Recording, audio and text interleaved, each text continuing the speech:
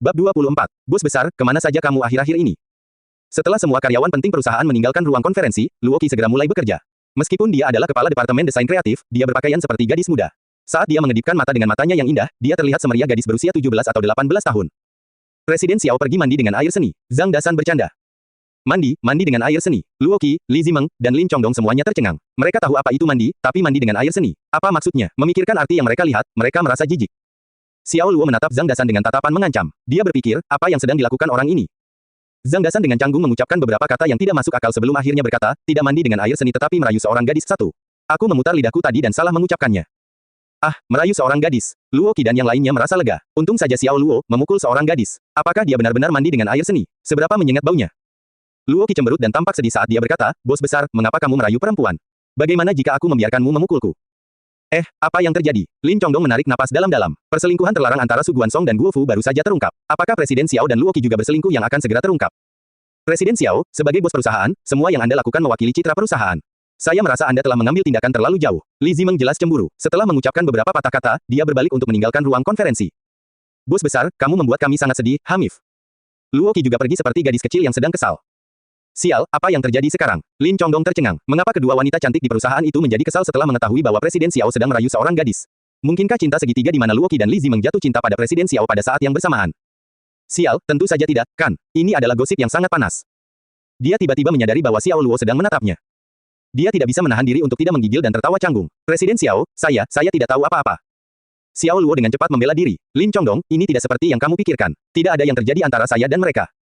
Lin Chongdong buru-buru menyetujuinya. Ya, pastinya tidak ada apapun antara Anda dan mereka. Yakinlah, Presiden Xiao, saya akan membawanya ke kubur saya dan tidak pernah menyebarkan berita apapun tentangnya. Aku masih punya pekerjaan yang harus diselesaikan, jadi izinkan aku pergi. Setelah berbicara, dia dengan hormat pergi. Suasana hati Xiao Luo berubah suram. Dia tidak yakin apa yang baru saja terjadi. Apa yang dia maksud dengan membawanya ke kuburnya dan tidak pernah menyebarkan berita apapun tentangnya.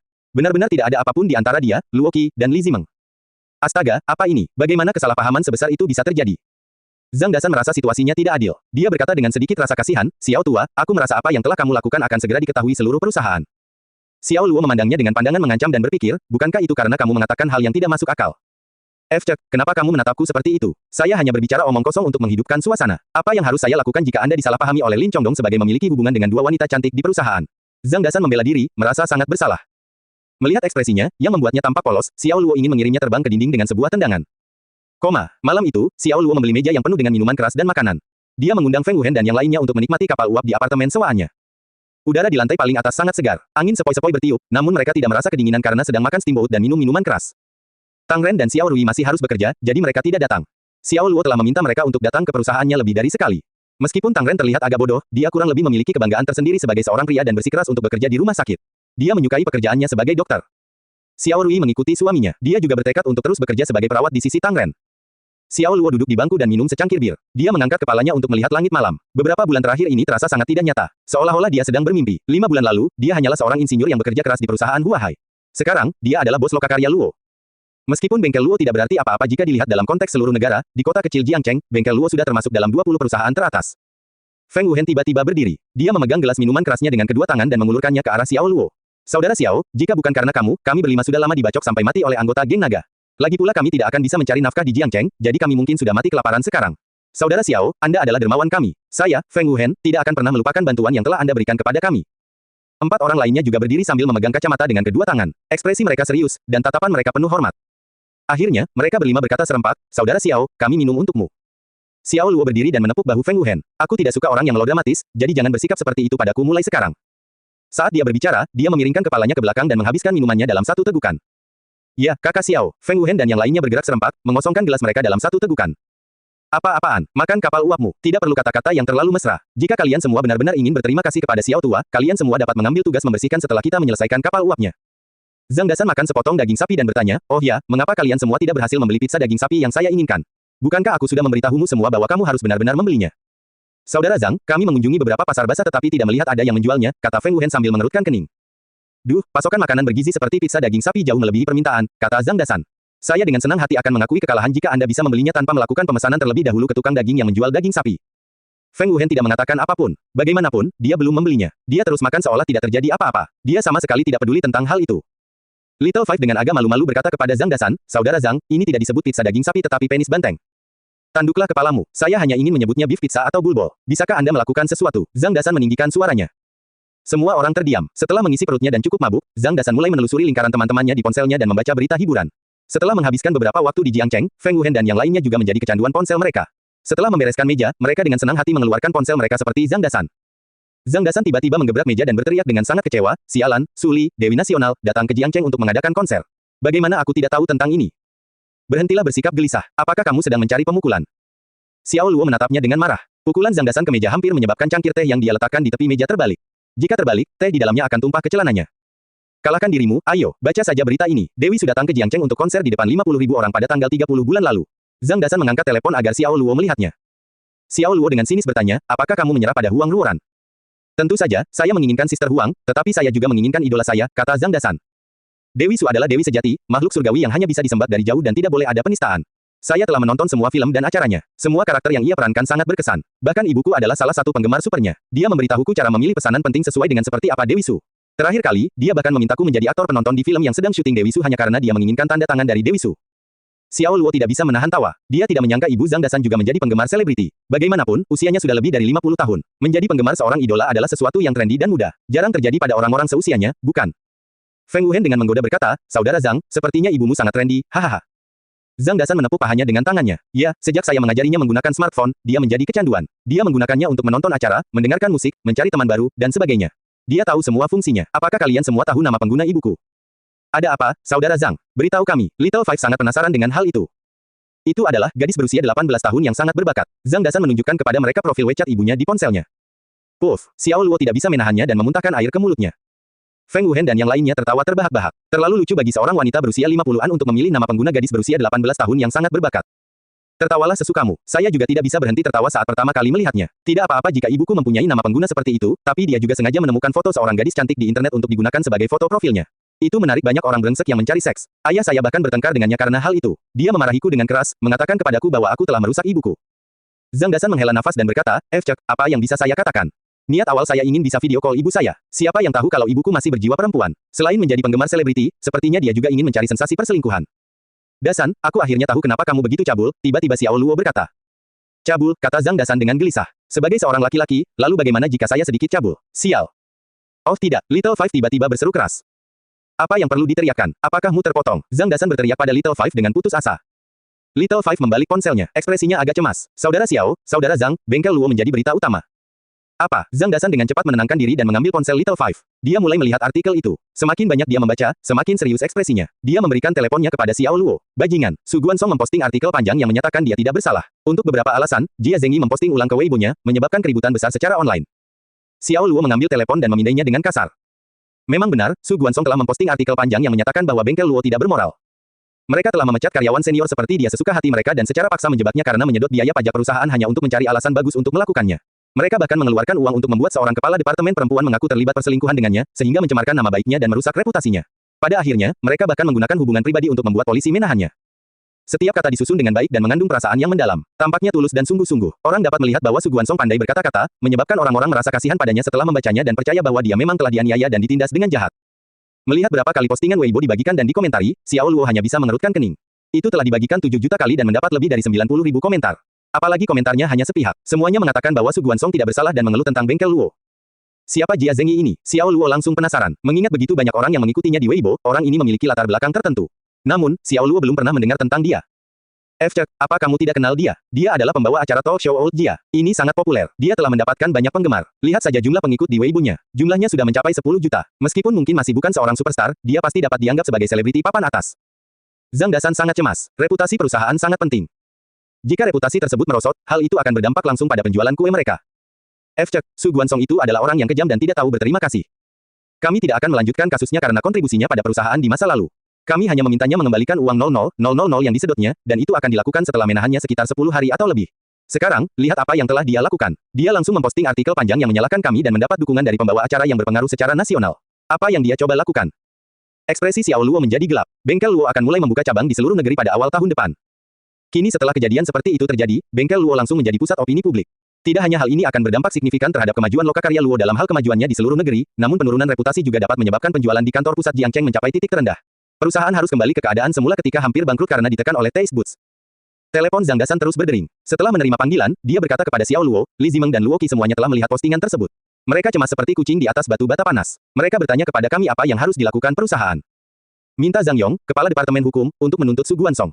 Di hadapan bukti absolut, postingan panjangnya ini hanya akan menamparkan wajahnya pada akhirnya. Xiao Luo terlihat sangat tenang, tapi ada api kemarahan jauh di dalam matanya. Provokasi bodoh Su Guansong telah membuatnya bertekad untuk membuat banyak orang membayar mahal. Oke, kami akan melakukannya. Bahkan jika kita tidak bisa membuat bajingan itu jatuh ke dalam kemiskinan dan dirusak oleh denda yang dikenakan dan tuntutan kompensasi, kita setidaknya harus membiarkan dia di penjara selama 7 atau 8 tahun. Sial, brengsek. Zhang Dasan sangat marah. Su Guansong sangat jelas tentang kebenarannya, namun dia masih berani memutarbalikkan kebenaran secara online dan mencemarkan nama baik mantan bosnya. Dia memang bajingan. Di rumah Chongshan, ekspresi Chu Yunxiong juga tidak terlihat terlalu bagus. Melihat opini publik online, dia menghela nafas. Xiao Luo mendapat masalah lagi. Masalah apa yang dia hadapi sekarang? Ge Zongtian, yang duduk di seberangnya, mendorong kacamatanya ke belakang. Dia memasang ekspresi bingung. Keluarkan ponselmu sendiri dan lihat beritanya. Chu Yunxiong tidak ingin banyak bicara. Dia menuang secangkir teh panas untuk dirinya sendiri dan mulai menyesapnya perlahan.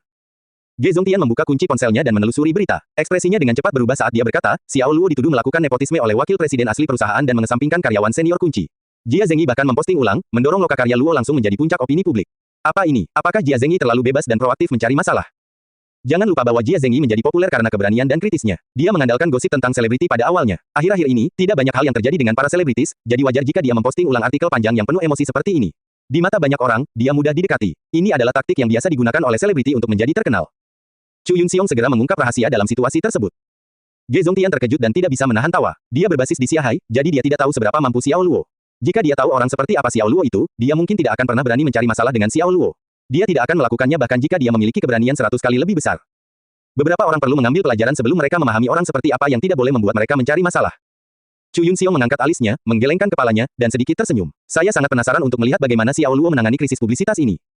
Di daerah perumahan di Jiangcheng, Gu Qiansui, yang mengenakan piyama seputih salju, sedang duduk di sofa sambil menonton televisi dengan kaki meringkuk. Dia tidak mempedulikan Gu Qianlin, yang berada di sampingnya. Dia jelas kesal. Qiansui, bisakah kamu berhenti bersikap seperti anak kecil? Gu Qianlin bertanya dengan sungguh-sungguh. Sudah kubilang padamu bahwa Xiao Luo adalah iblis. Jika Anda berteman dengannya, Anda akan kehilangan kemampuan untuk menentukan benar dan salah. Anda harus menghentikan segala bentuk kontak dengannya dan jangan pernah melihatnya lagi. Mata Gu Qiansui yang cerah memandang ke arahnya. Ada sedikit rasa bersalah pada mereka. Saya sudah dewasa. Saya dapat memutuskan sendiri mengenai banyak hal. Aku mengenal Xiao Luo dengan baik, dan dia bukanlah iblis seperti yang kamu katakan. Ada keadilan di hatinya. Hanya saja cara dia menunjukkannya bisa jadi agak ekstrim. Agak ekstrim. Gu Qianlin sedikit mendengus dan menggelengkan kepalanya, berkata, dia berani menembaki kami polisi dari belakang, namun dia menggunakan kami polisi untuk membunuh lebih dari 90 orang, meskipun 90 orang itu semuanya adalah penjahat yang kejam. Gu Qiansui tidak berkata apa-apa selain menatapnya tanpa bergerak. Seolah-olah dia menyebutkan kejahatan Xiao Luo satu persatu, Gu Qianlin berkata, dia langsung menggunakan pisau untuk menggorok leher direktur rumah sakit di depan saya. Metodenya sangat kejam. Saya masih bermimpi tentang adegan berdarah itu hampir setiap hari. Dia adalah makhluk berdarah dingin. Seseorang harus takut padanya dari lubuk hatinya. Ditambah lagi, di malam badai tanggal 25, dia membantai orang-orang di Villa Long San Kui sendirian. Malam itu, lebih dari 200 jenazah tergeletak di taman villa. Darah mengalir seperti sungai, dan Long San Kui dipenggal kepalanya. Tidak peduli alasan apa yang dia miliki, itu tidak dapat mengubah fakta bahwa dia adalah iblis pembunuh. Orang lain ingin menjauh sejauh mungkin dari monster yang tangannya berlumuran darah ini, jadi kenapa kamu masih ingin mendekatinya? Gu Qiansui bukan tandingan Gu Qianlin secara lisan. Karena dia tidak bisa berkata apa-apa, dia berbalik dan menonton televisi dengan marah. Qiansui, aku adikmu. Aku akan selalu bertindak demi kebaikanmu, dan aku tidak akan pernah menyakitimu. Sebagai kakak perempuan tertua, Gu Qianlin sudah seperti seorang ibu. Saat orang tuanya tidak bersama mereka, Gu Qianlin sangat melindungi Gu Qiansui seperti seorang ibu. Di matanya, tidak peduli berapa usia Gu Qiansui, dia hanyalah seorang anak kecil yang membutuhkan bimbingan yang benar. Gu Qiansui menutup matanya sebagai protes. Gu Qianlin menggeleng pasrah dan tidak melanjutkan. Dia tahu Gu Qiansui tidak bisa menerima apapun yang dia katakan. Dia hanya bisa membiarkan waktu melakukan pekerjaannya. Karena kebiasaan, dia mengeluarkan ponselnya dan membuka pusat berita.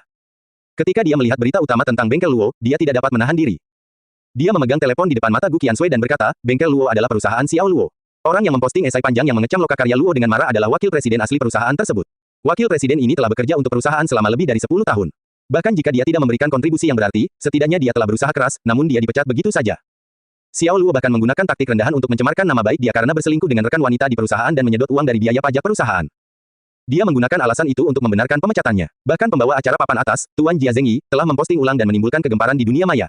Semua orang mencela lokakarya Luo. Dari sini kita dapat melihat dengan jelas bahwa karakter Xiao Luo sama sekali tidak seperti yang Anda pikirkan. Gu Qiansui menatap berita itu dengan kaget beberapa saat. Dia menggelengkan kepalanya dan berkata dengan tidak percaya, Xiao Luo bukanlah orang seperti itu, wakil presiden pasti memutarbalikkan kebenaran. Kenapa kamu selalu memihak Xiao Luo? Di matamu, apakah dia benar-benar sebaik itu? Gu Qianlin sangat frustrasi. Apa yang dilakukan Xiao Luo untuk memenangkan hati adiknya, sehingga menyebabkan adiknya mendukungnya dengan setia? Gu Qiansui berpikir sejenak dan mengangguk. Dia benar-benar orang yang sangat baik. Dia teringat adegan di mana Xiao Luo mentraktirnya kapal uap. Keduanya bahkan adu mulut dengan sumpitnya di restoran Steamboat. Kalau dipikir-pikir lagi, rasanya sangat menyenangkan dan layak untuk dikenang. Waktu akan menceritakan segalanya. Ejekan yang sekarang menargetkannya akan segera hilang. Gu Qiansui sangat percaya pada Xiao Luo. Baiklah, biarkan waktu yang menjelaskan semuanya. Jika wakil presiden telah menganiaya Xiao Luo, saya tidak akan menghentikan Anda untuk menemukannya lagi. Gu Qianlin mengambil kembali ponselnya dan bertaruh dengan Gu Qiansui. Bengkel Luo menjadi pusat perhatian publik. Adalah bohong untuk mengatakan bahwa Xiao Luo sedang dalam suasana hati yang baik. Lebih lanjut, ia menemukan bahwa pembawa acara talk show tersebut sepertinya sudah kecanduan memposting di media sosial. Setelah memposting ulang esai panjang Su Guansong, mungkin karena dia mengalami netizen mengambil alih bagian komentar, dia memposting beberapa status secara berturut-turut untuk mengecam Bengkel Luo dengan marah.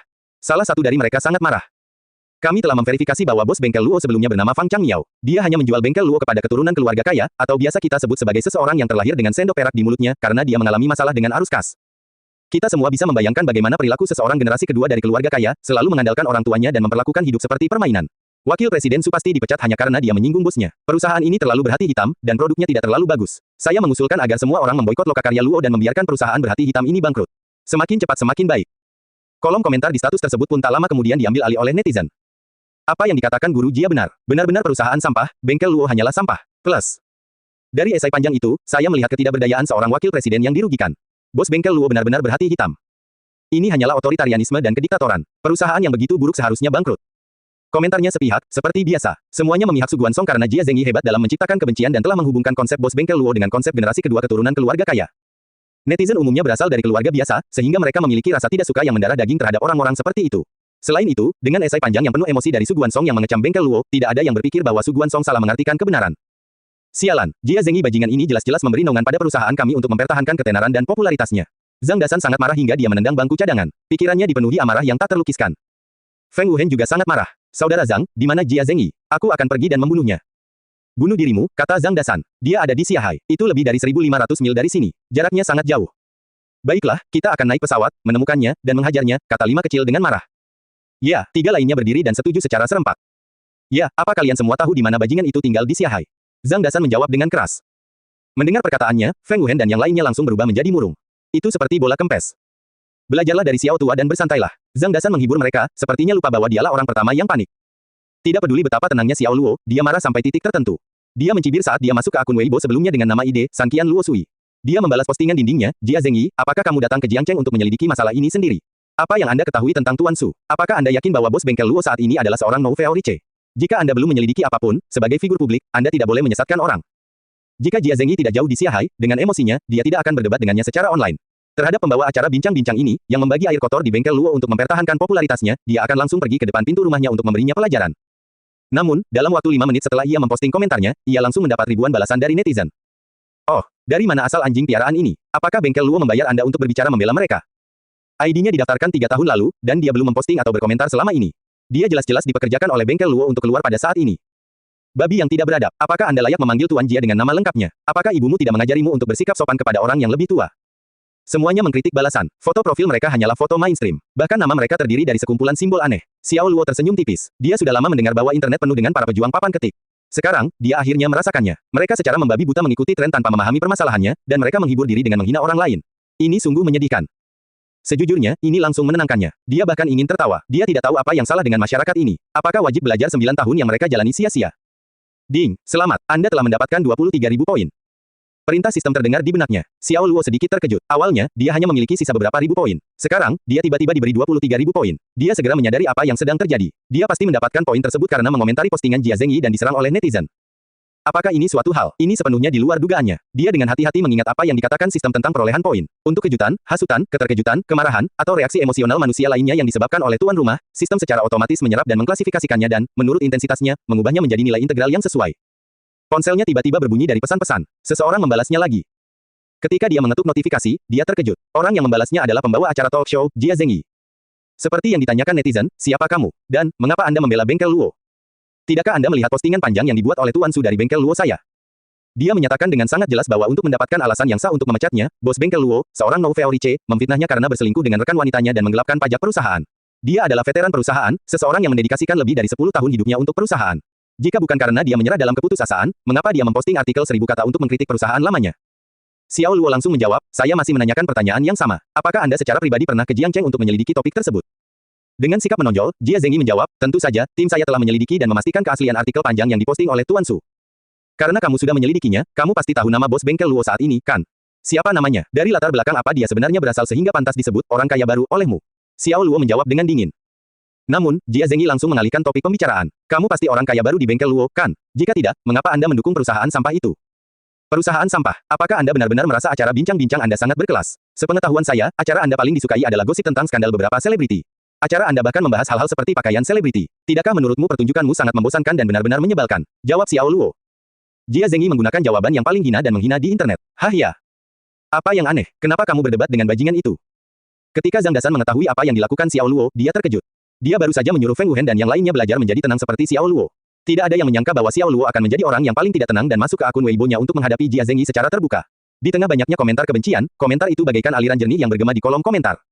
Xiao Luo menyeringai dan tidak berkata apa-apa. Apa-apaan ini kawan? Bagaimana kamu masih bisa tertawa? Apa yang terjadi di sini? Zhang Dasan bingung. Ini sama sekali tidak cocok dengan gaya Xiao Luo yang biasa. Feng Wuhen dan yang lainnya saling memandang. Mereka bingung dengan tindakan Xiao Luo. Saya menyadari bahwa berdebat dengan Jia Zengyi cukup menarik. Xiao Luo mengangkat kepalanya, mengambil tehnya dari meja, dan menyesapnya. Tentu saja, dia tidak bermaksud mengatakan bahwa berdebat dengan Jia Zengyi itu menarik. Dia mengacu pada titik sistemnya, yang melonjak dengan kecepatan luar biasa. Sebelumnya masih di lebih dari 20.000 poin. Sekarang, jumlahnya melonjak menjadi 40.000. Bagaimana mungkin ini tidak membuatnya merasa bahagia? Beberapa ribu komentar lainnya muncul di bawah pertengkarannya dengan Jia Zengyi. San Qian Luo Sui, nama yang bodoh sekali. Talk Show Jia adalah program paling menarik yang pernah saya lihat. Minta maaf kepada Tuan Jia segera. Ini pasti akun bos lokakarya Luo. Dia membela bengkel Luo sementara orang lain memarahi mereka. Benar-benar anjing piaraan. Jangan menghina anjing. Dia hanyalah tumpukan kotoran anjing, menggonggong untuk mendapatkan bantuan dari tuannya. Orang ini tidak memiliki nilai pribadi sama sekali. Hatiku tenang melihat begitu banyak orang yang meronta-ronta padamu. Penggemar Jia Zengyi terus-menerus membombardir Xiao Luo. Beberapa bahkan mengikuti Weibo Xiao Luo dan meninggalkan beberapa komentar. Apakah kamu tahu mengapa aku mengikutimu? Itu membuatku lebih mudah memecatmu.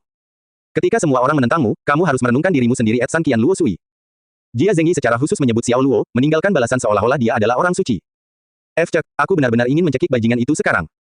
Zhang Dasan mengertakkan gigi karena marah. Dia telah menonton acara bincang-bincang itu sebelumnya, dan dia menganggap dirinya setengah penggemar Jia Zengyi.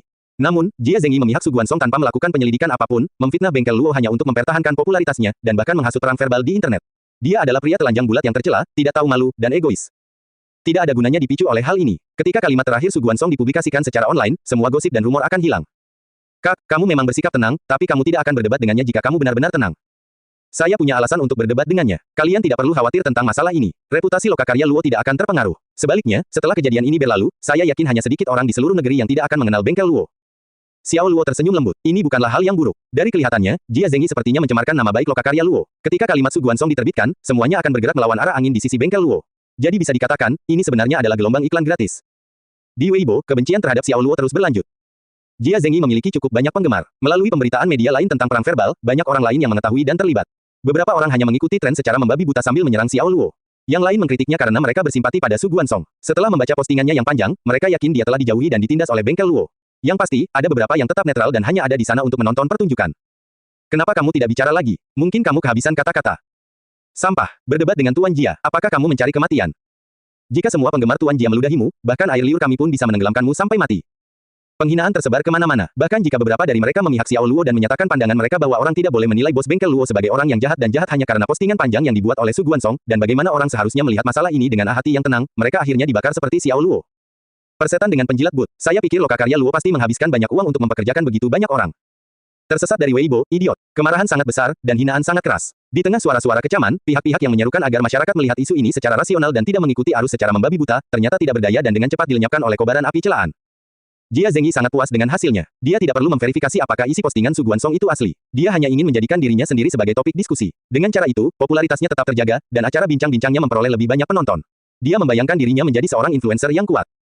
Ini adalah suara rakyat. Tidak peduli apakah Anda sendiri adalah bos bengkel Luo atau seseorang yang mereka pekerjakan secara khusus, saya sarankan Anda meninggalkan Weibo. Kami tidak menyambut Anda di sini. San Qian Luo Sui. Jia Zengyi membuat postingan yang sungguh-sungguh. Tak lama kemudian, banyak netizen yang menggemakan perkataannya saat mereka meminta Xiao Luo keluar dari Weibo. Meskipun poinnya dalam sistem meningkat pesat, Xiao Luo masih marah dan harus membalas. Jia Zengyi, kamu memiliki segalanya kecuali kebenaran. Waktu akan membuktikan segalanya. Pada saat postingan tersebut terbukti merupakan penipuan dan tindakan yang disengaja untuk mencoreng reputasi lokakarya Luo, saya harap Anda dapat menahan kemarahan saya. Sebagai figur publik, Anda telah menghasut masyarakat untuk mengutuk suatu perusahaan tanpa penyelidikan apapun. Saya yakin kompensasi yang harus Anda bayarkan karena mencemarkan nama baik bengkel Luo sedikit banyak akan membuat Anda merasa sedikit sakit hati. Suara-suara yang menyerukan agar masyarakat melihat permasalahan secara rasional kembali muncul. Xiao Luo jelas adalah pemimpin mereka karena mereka mendukungnya di bawah komentarnya. Terbelakang, apakah kamu akhirnya mengakui bahwa kamu adalah orang kaya baru di Lokakarya Luo? Seorang netizen dengan alias Legend of the Cloud menegur. Bahkan orang suci pun marah, belum lagi Xiao Luo. Selain itu, ide Legend of the Cloud ini telah muncul berkali-kali dan fokus untuk menegurnya. Xiao Luo dengan lemah menjawab, hidup berkembang dengan keberadaanmu. Denganmu di sampingku, tidak ada yang perlu ditakutkan. Kamu adalah satu-satunya alasan aku gembira. Tanpamu, di mana minuman terbaiknya? Setelah balasan ini diposting, kolom komentar langsung meledak. Apa-apaan, tidak ada kata-kata buruk, tetapi ia melakukan tugasnya dengan sempurna. Nah, itu kerusakan serius. San Qian Luo Sui adalah pria yang berbudaya, pasti menjadi penggemarnya. Hahaha, menyalahkan seseorang tanpa menggunakan satu kata pun yang buruk. Saya terkesan. Masih banyak masyarakat yang memandang persoalan ini secara rasional. Mereka semua muncul untuk mendukung Xiao Luo. Jia Zengyi mengambilkan gada untuk para penggemarnya. Sombong hanya karena kamu lebih baik dalam melek huruf. Kamu pikir kamu siapa? Penyair. Tahukah kamu bahwa kamu hanyalah seorang Nouvelle Riche yang hanya bisa bergantung pada ayah dan ibu selamanya? Saya mendukung Tuan Jia, sampah Nouvelle Riche, bengkel sampah Luo. Cepat tutup bisnismu, perusahaan sampah. Penggemar Jia Zengyi mendukungnya. Xiao Luo dengan damai menjawab Jia Zengyi, bisakah kamu bertingkah lebih seperti manusia saat aku masih memperlakukanmu seperti manusia? Oh, saya lupa, Anda adalah makhluk hidup yang belum berevolusi sempurna, alien yang bermutasi secara genetik. Wajah Jia Zengyi memerah karena marah. Para penggemarnya juga menggonggong dengan jengkel. San Qian Luo Sui, aku akan menemui ibumu. Sampah Nouvelle Riche, siapakah kamu hingga menghina Tuan Jia? Percaya atau tidak, aku benar-benar bisa membunuhmu IRL. Xiao Luo tersenyum acuh tak acuh. Ia tak henti-hentinya membalas komentar-komentar menghina itu satu persatu. Tentu saja, membalas komentar-komentar kebencian itu bukan untuk melampiaskan amarahnya, melainkan untuk mendapatkan poin dalam sistem. Seorang siswa sekolah menengah di tingkat taman kanak-kanak, kepala katak dengan Down syndrome. Saat kamu suka menjadi anjing tetapi tidak memiliki IQ yang cukup, kamu hanya perlu mempertebal wajahmu. Aku belum pernah melihat seseorang yang begitu menjijikkan sebelumnya. Apakah ada wasir di mulutmu? Netizen yang mengikuti pertengkaran verbal itu terkejut. Mereka tidak pernah menyangka kekuatan tempur, San Qian Luo Sui, yang muncul entah dari mana, menjadi begitu kuat. Prajurit keyboard biasa mengeroyok seseorang, sementara dia, sebaliknya, melawan ratusan ribu prajurit keyboard sendirian. Sungguh mencengangkan. Biarkan saja abaikan saja ini. Itu hanya akan menurunkan IQ kita. Legend of the Cloud kembali aktif. Xiao Luo menjawab, tidak ada hal baik yang keluar dari mulutmu. Lihatlah wajahmu, kamu terlihat lebih menakutkan daripada Sister Feng. Pergilah ke neraka, oke. Lebih cepat lebih baik. Selain buang air besar, apalagi yang kamu kejar dalam hidup. Dengan satu balasan ini, Legend of the Cloud diam-diam menjadi offline. Selanjutnya, banyak netizen yang menyulut api pada Xiao Luo juga menghilang di bawah rentetan balasan biadab Xiao Luo. Dia benar-benar melakukan pertarungan 1 lawan 100. Oh, tidak, itu 1 lawan 1 juta. Apa yang aneh? Apa kekuatan tempur ini? San Qian Luo Sui terlalu kuat, bukan? Flamer menjadi offline satu per satu. Dia benar-benar seorang dewa. Kami terus mengatakan bahwa San Qian Luo Sui adalah orang kaya baru di Lokakarya Luo. Dari kelihatannya, meskipun dia seorang Nouvelle Riche, dia adalah generasi kedua yang kaya dengan perut yang penuh dengan kompetensi literal. Suara-suara yang mendukung Xiao Luo bermunculan seperti jamur setelah hujan. Jumlah pengikut Xiao Luo di akun ini melebihi angka 20.000. Pada saat yang sama, Xiao Luo merasa senang. Dia juga merasakan kegembiraan yang tak terkendali karena poin akumulatifnya dalam sistem sudah menembus angka 500.000. Semuanya diperoleh malam itu. Tidak buruk sama sekali. Dia sangat puas karena akumulasi poinnya telah mencapai angka tertinggi dalam sejarah. Sial, kamu bahkan bisa menghidupkan orang mati. Zhang Dasan mengacungkan jempol pada Xiao Luo saat dia menyaksikan seluruh proses pembicaraan sampah di Weibo. Aku mengikutimu, kakak Xiao. Saya adalah penggemar berat Anda mulai saat ini dan seterusnya, kata Feng Wuhen sambil tertawa. Kami juga mengikutimu. Xiao Wu juga angkat bicara. Tidak pernah sekalipun mereka menyangka bahwa kakak Xiao di mata mereka tidak hanya hebat dalam pertarungan, namun tingkat kekuatannya dalam pertarungan verbal juga berada di luar batas. Dia terlalu mengesankan. Jia Zengyi menjadi sangat kesal sehingga dia menjawab dengan tidak masuk akal, dasar bajingan, jangan mengomentari postingan Weibo saya. Anda mengotori wilayah saya. Xiao Luo tersenyum sambil mengetik, aku ingin melihatmu saat aku berbicara, tapi kenapa kamu membenamkan wajahmu di dalam bajinganmu? Oh, saya minta maaf, aku tidak tahu itu wajahmu. Kalau begitu, di mana bajinganmu? Jia Zengyi hendak muntah darah. Dia terbiasa dihormati oleh orang-orang dan tidak pernah sekalipun dipermalukan seperti yang dia alami saat itu. Dia ingin melontarkan segala macam makian padanya, tapi dia harus menjaga citranya sebagai publik figur. Akhirnya, dia menahan napas dan menjawab, saya tidak ingin berbicara dengan orang tidak beradab. Tanggapan lemah Jia Zengyi terhadap postingan Xiao Luo cukup jelas. Itu dengan jelas menunjukkan siapa yang menang dan siapa yang kalah di media sosial. Chu Yunxiong tidak bisa menahan tawa, Xiao Luo, dia benar-benar mengejutkanku. Dia tidak pernah menyangka Xiao Luo akan memberikan tantangan itu. Jia Zengyi adalah seorang selebritas, dan menghadapinya 1 lawan 1 bukanlah hal yang mudah. Dan yang lebih penting lagi, mempermainkan pengikutnya yang lain dengan komentar-komentar jenaka adalah tindakan yang sangat brutal, dan sungguh sebuah suguhan bagi semua orang yang mengikuti mereka di Weibo. Ge Zongtian sama-sama terkesan, dan sambil tertawa, dia berkata, ya, dia pandai berkata-kata. Bahkan aku akan mengaku kalah. Mampu menginjak-injak pembawa acara talk show, itulah yang saya sebut kekuasaan. Chu Yunxiong merasa geli. Pemuda ini, Xiao Luo, tidak pernah gagal untuk mengejutkannya. Bahkan sekarang, dia sudah mengetahui bahwa Xiao Luo telah diikat oleh komandan tertinggi NSA. Di masa mendatang, dia ditakdirkan untuk mencapai prestasi luar biasa. Perang verbal, Jia Zengyi dan San Qian Luo Sui telah menjadi tren di Weibo, dan Gu Qiansui telah mengikuti episode tersebut dengan cermat. Ketika dia mengetahui bahwa San Qian Luo Sui sebenarnya adalah akun Weibo Xiao Luo, dia tidak bisa menahan tawa karena kegembiraan. Dia menggemaskan ketika dia tertawa, dia tampak jauh lebih bersemangat. Gu Qiansui tidak menyangka Xiao Luo akan memiliki sisi yang berbeda dari dirinya. Gu Qianlin, sebaliknya, tidak pernah menyukai Xiao Luo, dan hanya mencibir, orang yang vulgar.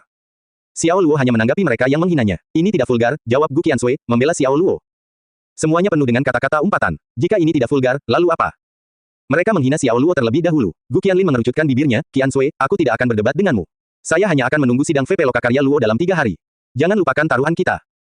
Gu Qiansui memikirkannya dengan serius, lalu mengangguk, saya belum lupa. Seorang netizen dengan ID Weibo L00 King for Asuni Day memposting, hari ini, saya telah menyaksikan aksi seorang master sejati di masa lalu. San Qian Luo Sui, terimalah kerendahan hati saya. Rasa hormat yang saya miliki terhadap Anda tak henti-hentinya seperti sungai yang mengamuk. Komentar yang diposting oleh Apple Populer, San Qian Luo Sui terlalu mendominasi. Pada zaman dahulu, kita mendengar ungkapan kemenangan melawan sekelompok orang terpelajar dalam pertarungan verbal, dan sekarang, kita mendengar 1 lawan 10.000. Dia benar-benar idola saya. Komentar diposting oleh Crybaby, lalala, saya penggemar berat San Qian Luo Sui. Dia membawa pembicaraan sampah ke tingkat berikutnya. Ia tak terkalahkan, bahkan berperang melawan jutaan orang. Dia dengan kejam memutarbalikkan kepala anjing keadilan 1. Bahkan setelah perang verbal di Weibo berakhir, banyak orang masih senang meninggalkan komentar untuk Xiao Luo. Akun Xiao Luo, San Qian Luo Sui, kini memiliki lebih dari 100.000 pengikut. Poinnya dalam sistem juga mencapai 600.000. Apa-apaan ini, kamu benar-benar mengalahkan mereka. Orang-orang yang sebelumnya mengkritik Lokakarya Luo semuanya telah tiada. Xiao tua, itu bagus sekali, Bestart. Hahaha. Zhang Dasan tertawa dan kemudian memberikan ponselnya kepada Xiao Luo untuk melihat, bahkan grup obrolan universitas kita pun bersemangat. Semua orang membicarakanmu sekarang. Tidak mungkin, mereka tahu itu aku. Xiao Luo sedikit malu, dia tidak menikmati menjadi pusat perhatian dan menghindari publisitas. Tentu saja tidak, Anda diam-diam mendaftarkan akun Weibo ini, bahkan saya baru mengetahuinya.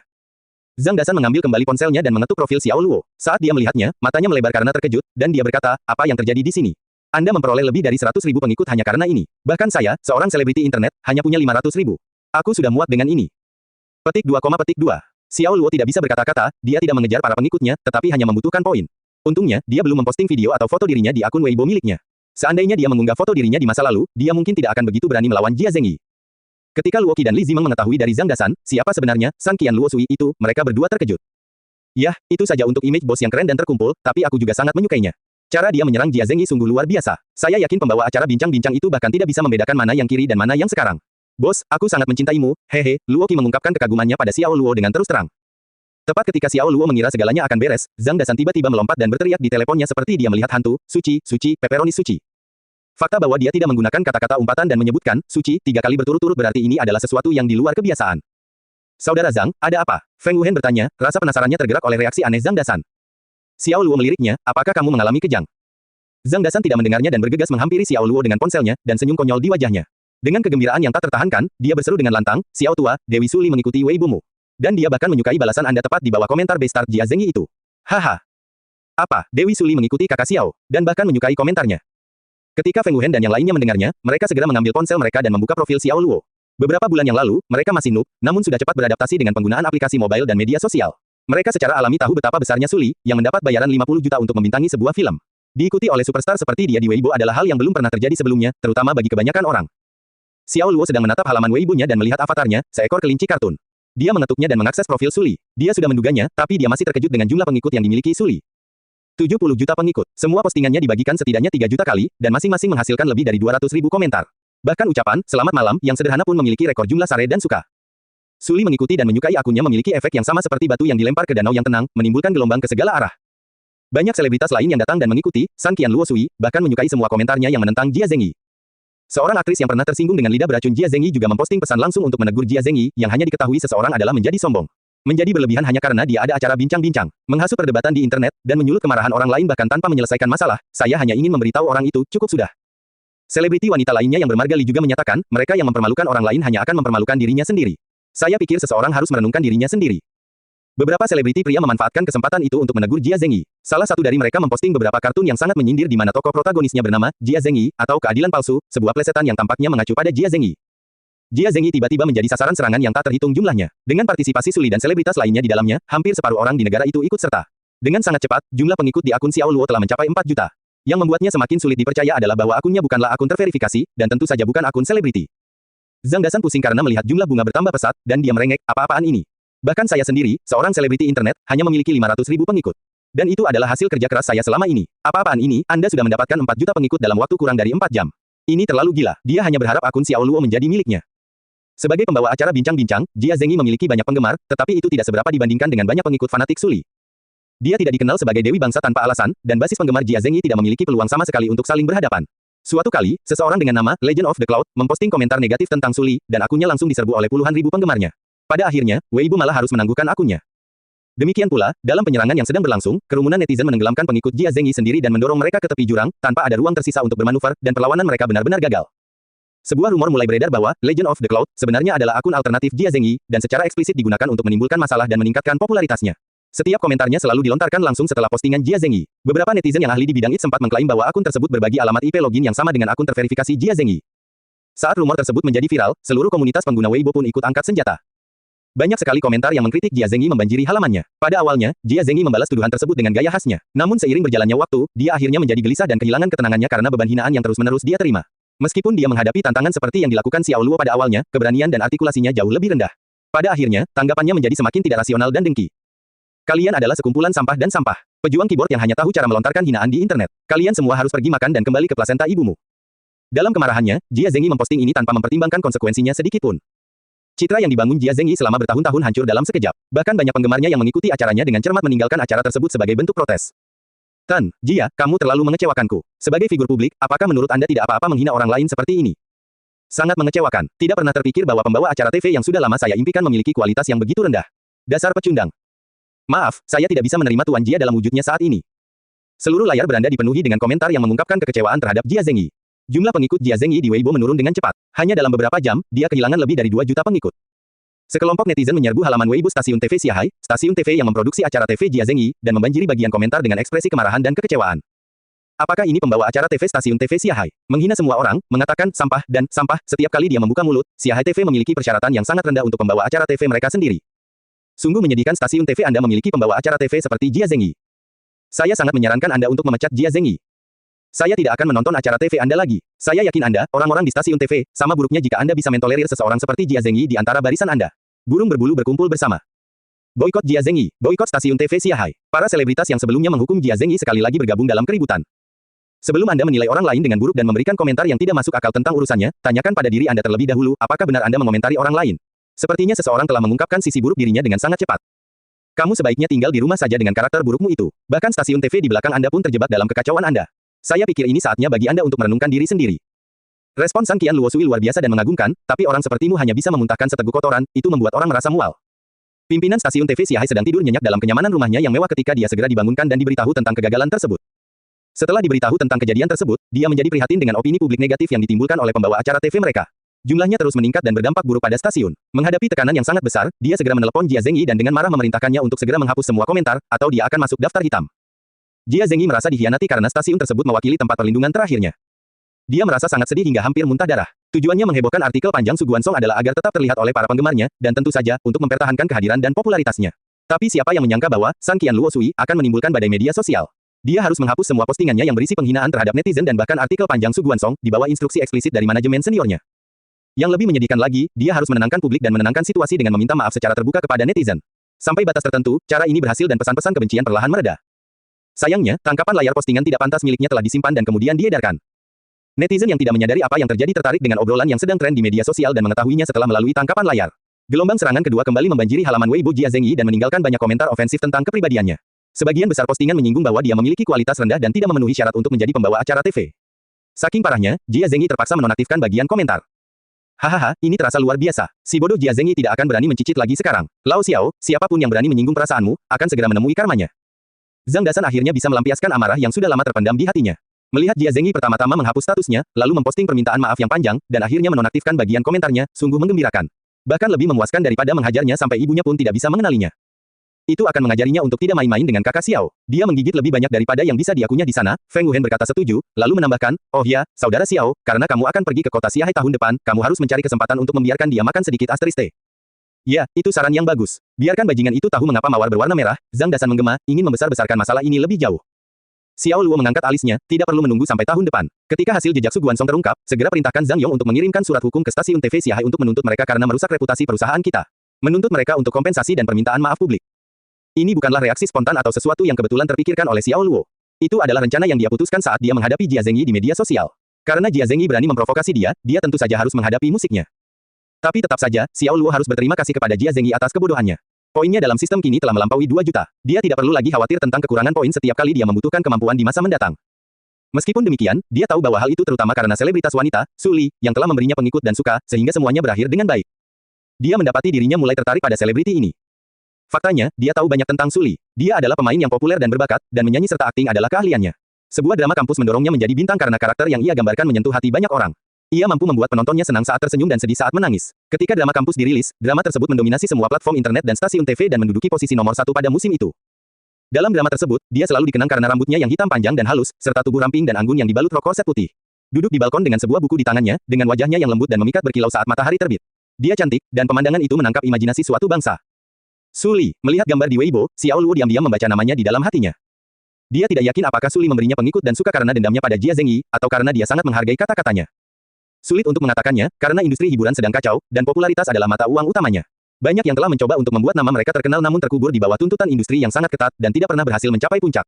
Ironisnya, mereka yang berada di dalam ingin keluar, sedangkan mereka yang tidak patah semangat ingin masuk.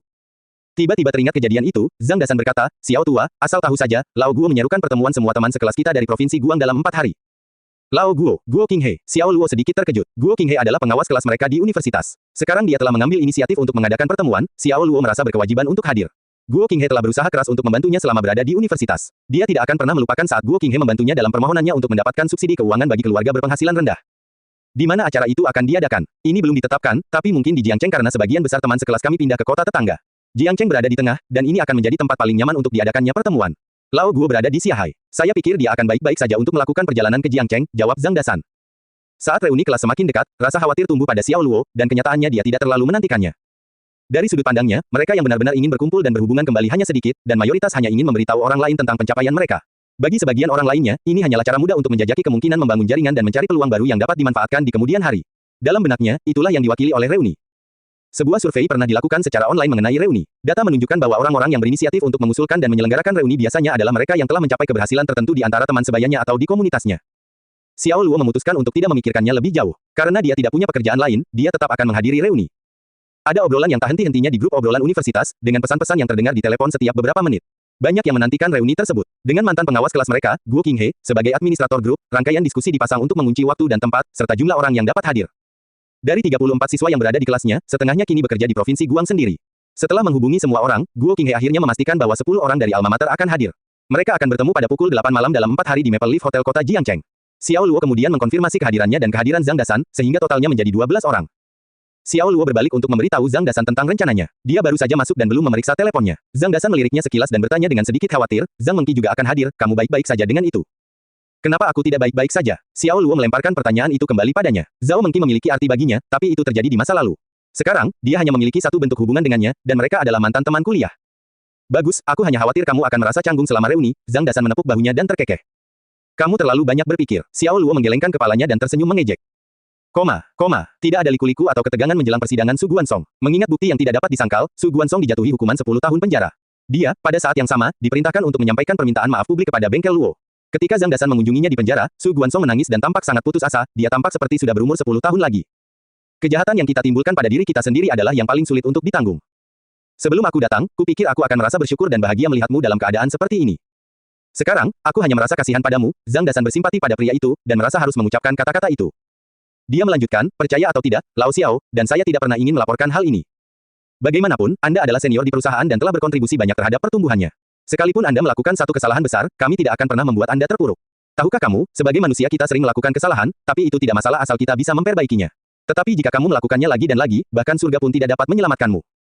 Zhang Dasan berbicara melalui jendela kaca temper yang memisahkan keduanya, memandang dengan penuh kasih sayang ke arah Su Guansong, yang menangis tak terkendali dan diliputi emosi yang dalam. Su Guansong menundukkan kepalanya dengan sedih, dia menyesal pernah memposting artikel yang panjang. Dia berkata dengan penuh penyesalan, saya minta maaf kepada Tuan Xiao, saya minta maaf kepada perusahaan, saya benar-benar tidak menyangka hal ini akan memicu kemarahan publik yang begitu besar. Tidak ada gunanya menangisi susu yang tumpah. Zhang Dasan menghela nafas, baiklah, saya harus pergi. Tetaplah di sana dan tinggikan diri Anda, berusahalah untuk dibebaskan sesegera mungkin. Satu hal lagi, jangan khawatirkan istri dan anakmu. Perusahaan akan mengirimi mereka sejumlah uang setiap bulan selama Anda berada di penjara. Mereka akan dapat melanjutkan kehidupan normal mereka. Air mata keluar dari matanya yang lelah. Terlepas dari apa yang telah ia lakukan terhadap perusahaan, orang-orang ini tetap bersedia menghidupi istri dan anak-anaknya. Mau tak mau dia bertanya-tanya perbuatan baik apa yang telah dia lakukan di kehidupan masa lalunya, hingga bisa bertemu dengan orang-orang terhormat seperti itu. Gedebuk, Su Guansong berlutut, membenturkan kepalanya ke lantai, melakukan koutou untuk menghormati Zhang Dasan. Dia menangis sambil berkata, terima kasih, Tuan Zhang, terima kasih. Dia tersedak air mata, dan suaranya bergetar. Jangan berterima kasih padaku, dasar brengsek. Ini adalah perintah Xiao tua. Kamu seharusnya berterima kasih padanya. Zhang Dasan, yang tidak menerima jasa orang lain, berbalik dan segera pergi. Su Guansong, yang masih berlutut di tanah, bersujud berulang kali dan terus berkata sambil menangis, "Terima kasih, Tuan Xiao, terima kasih, Tuan Zhang." Adapun Jia Zengyi, dia mengirim seseorang ke kota Jiangcheng dengan penerbangan malam itu juga. Perwakilannya tiba di markas lokakarya Luo dengan senyum ramah di wajahnya. Dia tampak sangat rendah hati, hampir seperti cucu seseorang yang memohon untuk bertemu dengan bos bengkel Luo. Xiao Luo tidak punya rencana untuk bertemu pria itu. Seluruh operasi di bengkel Luo telah diserahkan kepada Zhang Dasan, yang menerima pengunjung tersebut. Zhang Dasan segera memperjelas niatnya, dan dia tidak akan menyelesaikan masalah ini secara pribadi.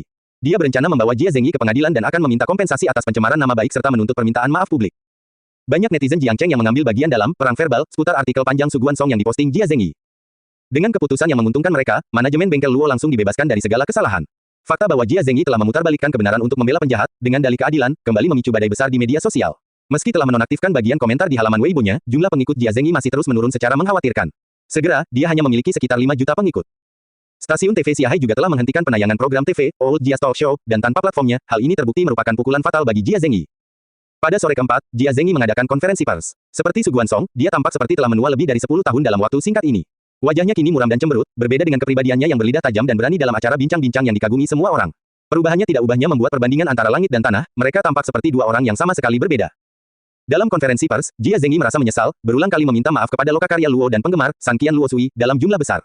Dia menyatakan dengan menyesal bahwa dia telah mengecewakan semua orang dan akan menerima segala bentuk hukuman. Dia mengungkapkan pertobatannya dengan mata merah dan suara tercekat yang emosional. Dia terlihat sangat menyedihkan, aku tidak tega menuntutnya. Di balik kepribadiannya yang kasar dan keras kepala, Zhang Dasan sebenarnya berhati lembut. Namun ketika diperlukan, dia bisa menjadi sangat brutal. Xiao Luo sedang duduk di sofa, meminum teh Black Wolfberry panasnya sambil menonton TV. Setelah mendengar kata-kata Zhang Dasan, dia menoleh dan terkekeh, dia tetap harus membayar kompensasi. Zhang Dasan mengambil sebotol bir dan menyesapnya, itu sudah pasti. Siapa yang menyuruhnya memprovokasi bengkel Luo padahal itu bukan urusannya. Jika dia tidak membayar harga untuk itu, dia akan benar-benar berpikir bahwa lokakarya Luo adalah hal yang mudah. Xiao Luo mengangkat alisnya dan tetap diam. Akhir-akhir ini, dia sepertinya lebih banyak mengikuti penampilan Su Li. Dia menyadari bahwa, selama dia membintangi film atau lagu apapun, semuanya akan sesuai dengan seleranya. Zhang Dasan juga menyadarinya dan mau tidak mau memberinya nasihat yang ramah, saudaraku, bukan berarti aku jahat, tetapi meskipun kamu adalah bos sebuah perusahaan, kamu masih jauh dari kata seorang taipan. Bagi seorang wanita seperti Dewi Su Li, ingatlah saja dia. Jangan pernah berpikir lebih dari itu tidak realistis. Dan apa lagi yang ada dalam pikiranmu? Xiao Luo memutar matanya ke arahnya. Kita semua laki-laki. Apakah saya tidak tahu apa yang Anda pikirkan di atas sana? Aku belum pernah melihatmu memperhatikan Dewi Su Li sebelumnya. Sekarang, kamu menyukai lagu yang dia nyanyikan, film yang dia mainkan, apakah kamu berani mengatakan bahwa kamu tidak memiliki fantasi untuk bersamanya, bahkan sedikit pun? Tidak sama sekali, kata Xiao Luo sambil menggelengkan kepalanya. Sepertinya aku akan mempercayai hal itu. Sebagai saudara baikmu, aku harus berterus terang dan menjelaskannya padamu. Dewi Su Li sendiri kaya raya, dia kaya dan terkenal. Kecuali jika Anda menaikkan diri Anda lebih tinggi, misalnya di jajaran Chu Yunxiong atau Jack Ma, jangan berharap dia akan pernah memperhatikan Anda, oke? Zhang Dasan menyampaikan maksudnya dengan singkat. Xiao Luo tidak mau menjawab. Dia tidak mengerti mengapa mendengarkan lagu Su Li atau menonton filmnya adalah masalah besar. Apakah Zhang Dasan berpikir bahwa dia memiliki pemikiran yang tidak pantas tentang Su Li di benaknya? Logika omong kosong macam apa itu? Waktu berlalu, dan sebelum mereka menyadarinya, hari H telah tiba. Sudah waktunya untuk reuni. Karena Zhang Dasan sangat sadar akan citranya, dia berencana untuk mengenakan setelan formal dan bahkan menata rambutnya dengan pomade penata rambut. Dia kemudian menyemprotkan kolon ke ketiaknya, dan berpose untuk Xiao Luo, dengan penuh semangat bertanya, Xiao tua, lihat aku, bagaimana menurutmu? Alisnya bergetar saat dia berbicara. Aku hanya punya satu kata untukmu. Tampan, kan? Seperti yang sudah kubilang, aku bisa menjadi sangat tampan jika bersusah payah berdandan. Zhang Dasan sedang dalam suasana hati yang baik, mengagumi dirinya sendiri. Xiao Luo hanya menggelengkan kepalanya. Kalau begitu, itu keren. Tidak juga, kamu terlihat seperti Germo. Xiao Luo menjawab dengan lugas. Zhang Dasan mengerutkan kening dan tampak sedikit terluka dengan komentar itu, dia balas berteriak, omong kosong sekali, jangan biarkan aku membuatmu buang air besar di celanamu, oke? Xiao Luo mengangkat bahu acuh tak acuh, lalu pergi ke pintu untuk memakai sepatunya. Dibandingkan dengan Zhang Dasan, pakaiannya kasual, dan dia mengenakan celana panjang gelap dan kemeja polos. Karena cuaca Jiangcheng sedikit dingin, dia hanya mengenakan kaos dalam sebagai penyekat dan mengenakan sweater hitam untuk melengkapi penampilannya yang bersahaja namun cerdas. Zhang Dasan memiliki kepribadian yang berbeda, dan tidak seperti Xiao Luo, dia sedikit mencolok. Dia berharap untuk mengendarai Range Rover barunya sehingga mantan teman sekelasnya tahu bahwa dia memilikinya. Dia sudah bisa membayangkan bagaimana mereka akan mengaguminya, dan itu membuatnya sangat senang. Berjalan menuju SUV, dia sudah dalam kondisi terinduksi dopamin dan menyenandungkan lagu sambil mengikuti irama. Xiao Luo sudah terbiasa dengan perilaku ini, Zhang Dasan tidak akan menjadi dirinya yang sebenarnya jika dia tidak memamerkan setiap kesempatan yang didapatnya. Senang rasanya mengendarai mobil seperti ini, sensasi dan akselerasinya luar biasa, orgasme. Saat Zhang Dasan sedang mengemudi, tangannya membelai kemudi seperti membelai kulit lembut wanita. Dia benar-benar berada di dunianya sendiri ketika dia tiba-tiba berkata, Xiao tua, karena aku yang mengurus kantor pusat, aku pasti harus membeli rumah di sini tahun depan. Dengan kekayaan bersih kami bisa saja pindah dari desa Gong sejak lama. Ini sangat pedesaan. Jangan terlalu sombong, dan jangan lupa apa misi utamamu. Xiao Luo memperingatkannya dengan ekspresi serius di wajahnya. Apa yang kamu katakan, sangat masuk akal jika saya, sebagai CEO perusahaan, perlu membeli rumah. Nggak boleh pelit, cuma bagi-bagi jatah keledai, kalau mau bisnisnya maju jauh kan. Xiao Luo tersenyum dan menyindir, membandingkan dirimu dengan seekor keledai, metafora yang sangat bagus. Apa-apaan ini, bisakah kamu lebih serius? Karena aku serius dengan apa yang baru saja kukatakan, balas Zhang Dasan dengan gertakannya yang biasa. Anda dapat menelepon tanpa persetujuan saya, jawab Xiao Luo. Dia selalu murah hati kepada saudara-saudaranya. Zhang Dasan mengupil sambil menjawab dengan acuh tak acuh, kamu terlalu menghargai dirimu sendiri, aku tidak meminta persetujuanmu, hanya melaporkannya padamu. Xiao Luo memutar matanya dan tidak menjawab. Tiba-tiba, sebuah van muncul dengan cepat dari sebuah gang dan berbelok berbahaya ke jalan utama, tepat di depan mereka. Sial, Zhang Dasan terkejut dan segera menginjak rem dengan keras dan berbelok melewati van untuk menghindari tabrakan. Datang tepat di belakang Zhang Dasan, van itu kemudian melaju melewati Range Rover dengan jarak antara kedua kendaraan hanya 10 cm, hampir menabrak. Zhang Dasan menurunkan kaca jendela mobilnya dan berteriak ke arah van, "Cek kamu, bisakah kamu mengemudi? Apakah kamu tidak tahu bahwa kamu perlu memperlambat kecepatan di persimpangan? Ini adalah Range Rover barunya, dan itu sama indah dan mahalnya dengan istri barunya. Jika tergores atau terbentur, hatinya akan berdarah karena kesedihan." Orang-orang di dalam van itu rupanya telah mendengar Zhang Dasan, jadi pengemudinya menginjak rem dan menepi. 4 pria kekar turun dari kendaraan, dan mereka memegang besi baja di tangan mereka. Mereka berjalan dengan agresif dengan ekspresi garang di wajah mereka. Salah satu dari mereka, seorang pria berwajah persegi, tertawa jahat dan membentak Zhang Dasan, "Kamu pikir kamu hebat karena Range Rovermu? Coba umpat sekali lagi, dan aku akan menghancurkan mobilmu." Zhang Dasan juga sama marahnya, dan dia balas menatap pria itu dengan marah. Dia berpikir dalam hati, kamu hampir menggores mobilku, namun kamu masih sombong dan mencari masalah. Ini sangat menarik. Tetap di dalam mobil, saya akan menanganinya. Xiao Luo tidak ingin melihat mobil Zhang Dasan hancur, jadi dia segera keluar dari kendaraan. Dia pergi ke pinggir jalan dan mengejek pria itu dengan tawa gilanya, sambil memberi isyarat dengan jari telunjuknya, dia berseru, "Kamu, datanglah kemari." Itu membuat mereka kesal, tapi tiba-tiba mereka berempat malah tertawa terbahak-bahak. Pria berwajah persegi berkata, "Hahaha, aneh, apakah kita bertemu dengan dua orang bebal?" Mereka semua melangkah ke arah Xiao Luo bahkan ketika pria berwajah persegi itu berbicara. "Apakah kamu mengancam akan menghancurkan mobil temanku?" Xiao Luo memandang pria berwajah persegi itu dengan tenang, seolah dia bukan ancaman sama sekali. Faktanya adalah, saat orang-orang itu turun dari van dan mengancam Zhang Dasan dengan besi baja mereka, dia sudah memutuskan bahwa dia akan menghadapi mereka. Mereka berempat tiba-tiba saling memandang dengan canggung, bertanya-tanya apakah mereka mungkin mengalami jebakan. Bagaimana orang ini bisa tetap tenang ketika dia melihat bahwa setiap orang dari mereka dipersenjatai dengan sebuah palang. Cek kamu, jangan berani-berani menjadi misterius bersama kami. Saudaraku, hancurkan bajingan ini sampai mati, lalu hancurkan Range Rover mereka. Pria berwajah persegi itu berteriak. 3 pria menyerbu ke arah Xiao Luo dengan maksud memberinya pelajaran yang baik. Mereka tampak seperti tipe pemberani yang selalu menyelesaikan masalah dengan kekerasan. Namun kali ini, mereka ditakdirkan untuk gagal. Salah satu dari mereka sudah mengayunkan besi betonnya ke sisi Xiao Luo ketika tiba-tiba besi itu direnggut dengan paksa. Sebelum dia menyadarinya, tulangan itu sudah ada di tangan Xiao Luo. Wajah Xiao Luo dingin dan tanpa ekspresi, dan dengan jentikan pergelangan tangannya, dia menghantamkan besi beton langsung ke kepala pria itu. POW, dia sejenak dibutakan oleh kilatan cahaya di otaknya saat rasa sakit meledak akibat pukulan di kepalanya. Darah mengucur dari lukanya dan mengalir ke dahinya. Teman-temannya segera berkumpul untuk memeriksanya, dan ekspresi mereka tiba-tiba berubah. Pria itu memegangi kepalanya dengan tangan, matanya terbuka lebar karena terkejut, dia tidak pernah melihat pukulan itu datang. Kemudian ketika dia melihat ke bawah ke tangannya, dia menyadari bahwa dia mengeluarkan banyak darah. Pria itu berteriak seperti babi sebelum disembelih dan dengan cepat mundur, terhuyung-huyung hingga terjatuh dan duduk di pinggir jalan, menatap Xiao Luo dengan ketakutan. 2 pria lainnya yang juga menyerbu Xiao Luo tertegun dan menghentikan langkahnya. "Kamu kaget hanya dengan ini. Bukankah kamu ingin memukulku dengan tulanganmu? Ayo, lanjutkan." Xiao Luo menyeringai. Dia membenci penjahat yang suka menindas yang lemah. Orang-orang ini jelas-jelas bersalah, namun berperilaku angkuh. Jika dia tidak mengendalikan amarahnya, dia akan dengan mudah membunuh orang itu dengan pukulan itu. "Mati kau!" Pria berwajah persegi itu bergegas, mengayunkan besi beton di tangannya dengan ganas, bertujuan untuk memukul kepala Xiao Luo. Xiao Luo menghindarinya dengan mudah dan keluar dari lengkungan ayun dalam sekejap saat dia meraih lengan bawah pria itu dengan gerakan halus dan menarik lengannya ke atas bahunya dan menyentak ke bawah. Aiyaha! Dia menjerit kesakitan saat sendi sikunya membentur bahu Xiao Luo, tulangan di tangannya jatuh dengan bunyi gedebuk logam di jalan. "Ayo buat kepalamu berbunga juga." Xiao Luo menyeringai, dan dengan besi beton di tangannya, dia memukul kepala pria berwajah persegi itu. Oke, darah mengalir di wajahnya saat dia menjerit kesakitan yang luar biasa, sambil memegangi kepalanya yang berdenyut-denyut. Kedua pria yang tersisa saling memandang, lalu menatap Xiao Luo dengan ketakutan, bodoh sekali jika mereka berpikir bahwa mereka bisa melawan pria ini. Ketika Xiao Luo menatap tajam ke arah mereka, mereka menyerah pada naluri mereka dan dengan cepat berbalik untuk melarikan diri. Mereka malah menelantarkan temannya begitu saja, pastinya mereka tidak punya rasa kesetiaan. Xiao Luo mengerutkan kening sambil menggelengkan kepalanya, lalu dia menjatuhkan besi betonnya. Dengan cepat, dia menyusul kedua pria itu, mencengkeram kerah baju mereka, dan membenturkan kepala mereka dengan paksa. Bang! Kepala mereka bertabrakan seperti 2 bemper mobil, membuat keduanya terjatuh. Mereka tersungkur ke tanah dengan keras, mengeluarkan banyak darah, dan setelah beberapa erangan, keduanya jatuh pingsan. Pria berwajah persegi itu gemetar, menatap Xiao Luo dengan sangat ketakutan. Hal terakhir yang mereka harapkan adalah bertemu dengan binatang buas seperti itu.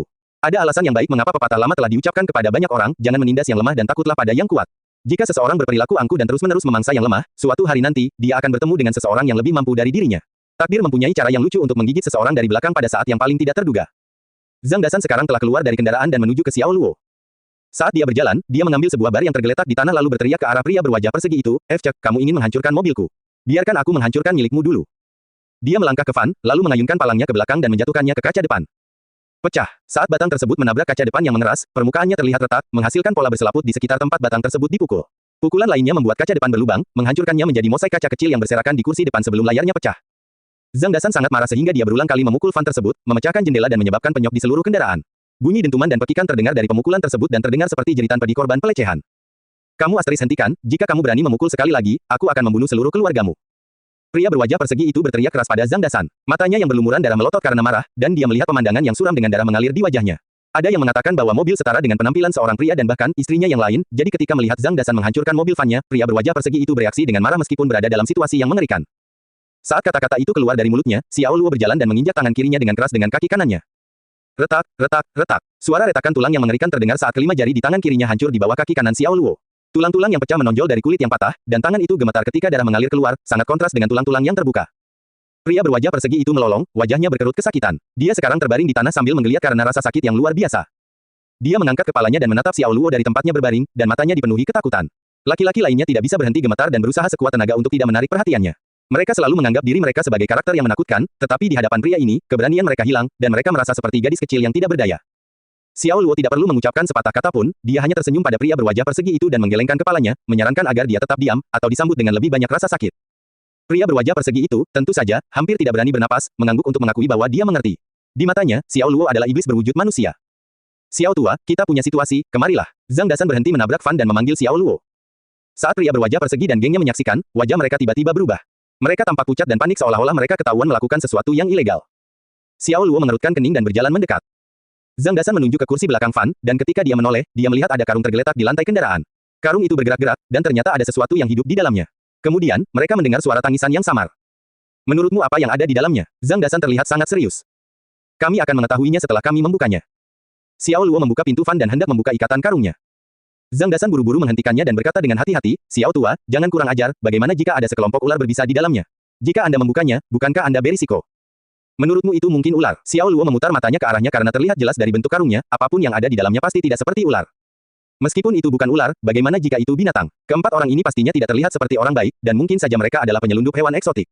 Bagaimanapun, lebih baik aman daripada menyesal. Mari kita berhati-hati dalam setiap tugas yang kita lakukan. Zhang Dasan masih khawatir karena sifatnya yang takut akan hal yang tidak diketahui.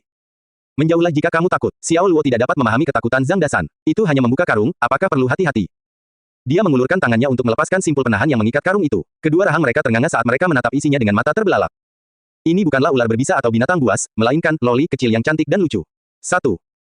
Dia tampak berusia sekitar 3 hingga 4 tahun, dengan sepasang mata yang indah dan jernih, begitu terang sehingga bintang-bintang tampak bersemayam di dalamnya. Rambutnya hitam dan lembut, seperti air terjun yang mengalir hingga ke bahunya.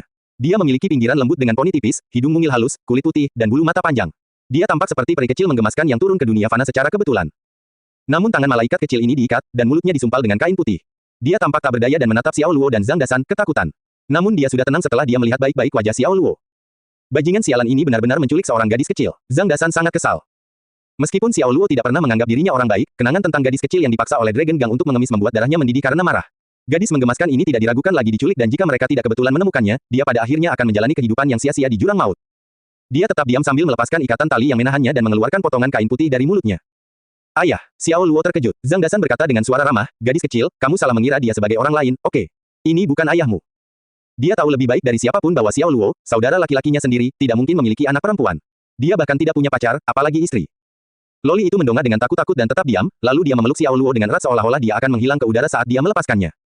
Xiao Luo tahu bahwa dia menderita pengalaman traumatis, yang menyebabkan dia berperilaku aneh. Dia menggendongnya keluar dari Fan saat dia menempel erat padanya seperti gurita. Dia berkicau, ayah, Bei akhirnya menemukanmu. Ibu tidak membohongiku, ayah benar-benar ada di kota ini. Xiao Luo tersenyum padanya, lalu menoleh ke Zhang Dasan, dan berkata, panggil polisi, biarkan polisi menangani kasus ini. Zhang Dasan segera mengangguk setuju. Meskipun mereka telah menyelamatkan seorang anak yang diculik, mereka tidak mungkin bisa merawatnya seumur hidupnya. Selain itu, mereka harus menghadiri reuni, dan itu tidak memberi mereka banyak waktu untuk membereskan kekacauan itu. Setelah diinterogasi, pria berwajah persegi dan gengnya memberikan semua rinciannya. Mereka bukan penculikan tapi perdagangan manusia. Mereka berempat mencari nafkah melalui perdagangan anak. Loli ini, yang bernama Bei, tampak sama sucinya dengan peri kecil, jadi tentu saja dia bernilai banyak uang. Mereka telah melacaknya selama beberapa waktu, dan ketika ada kesempatan, mereka mengambilnya dari orang tuanya dan melaju dengan mobil van mereka. Kami salah, dan kami meminta maaf. Kakak, tolong biarkan kami pergi.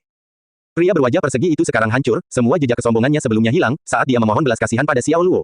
Jika polisi datang, dia dan anak buahnya akan dipenjara lama. Mereka telah melakukan kejahatan ini berkali-kali, jika mereka diadili, mereka mungkin akan menghabiskan sisa hidup mereka di penjara.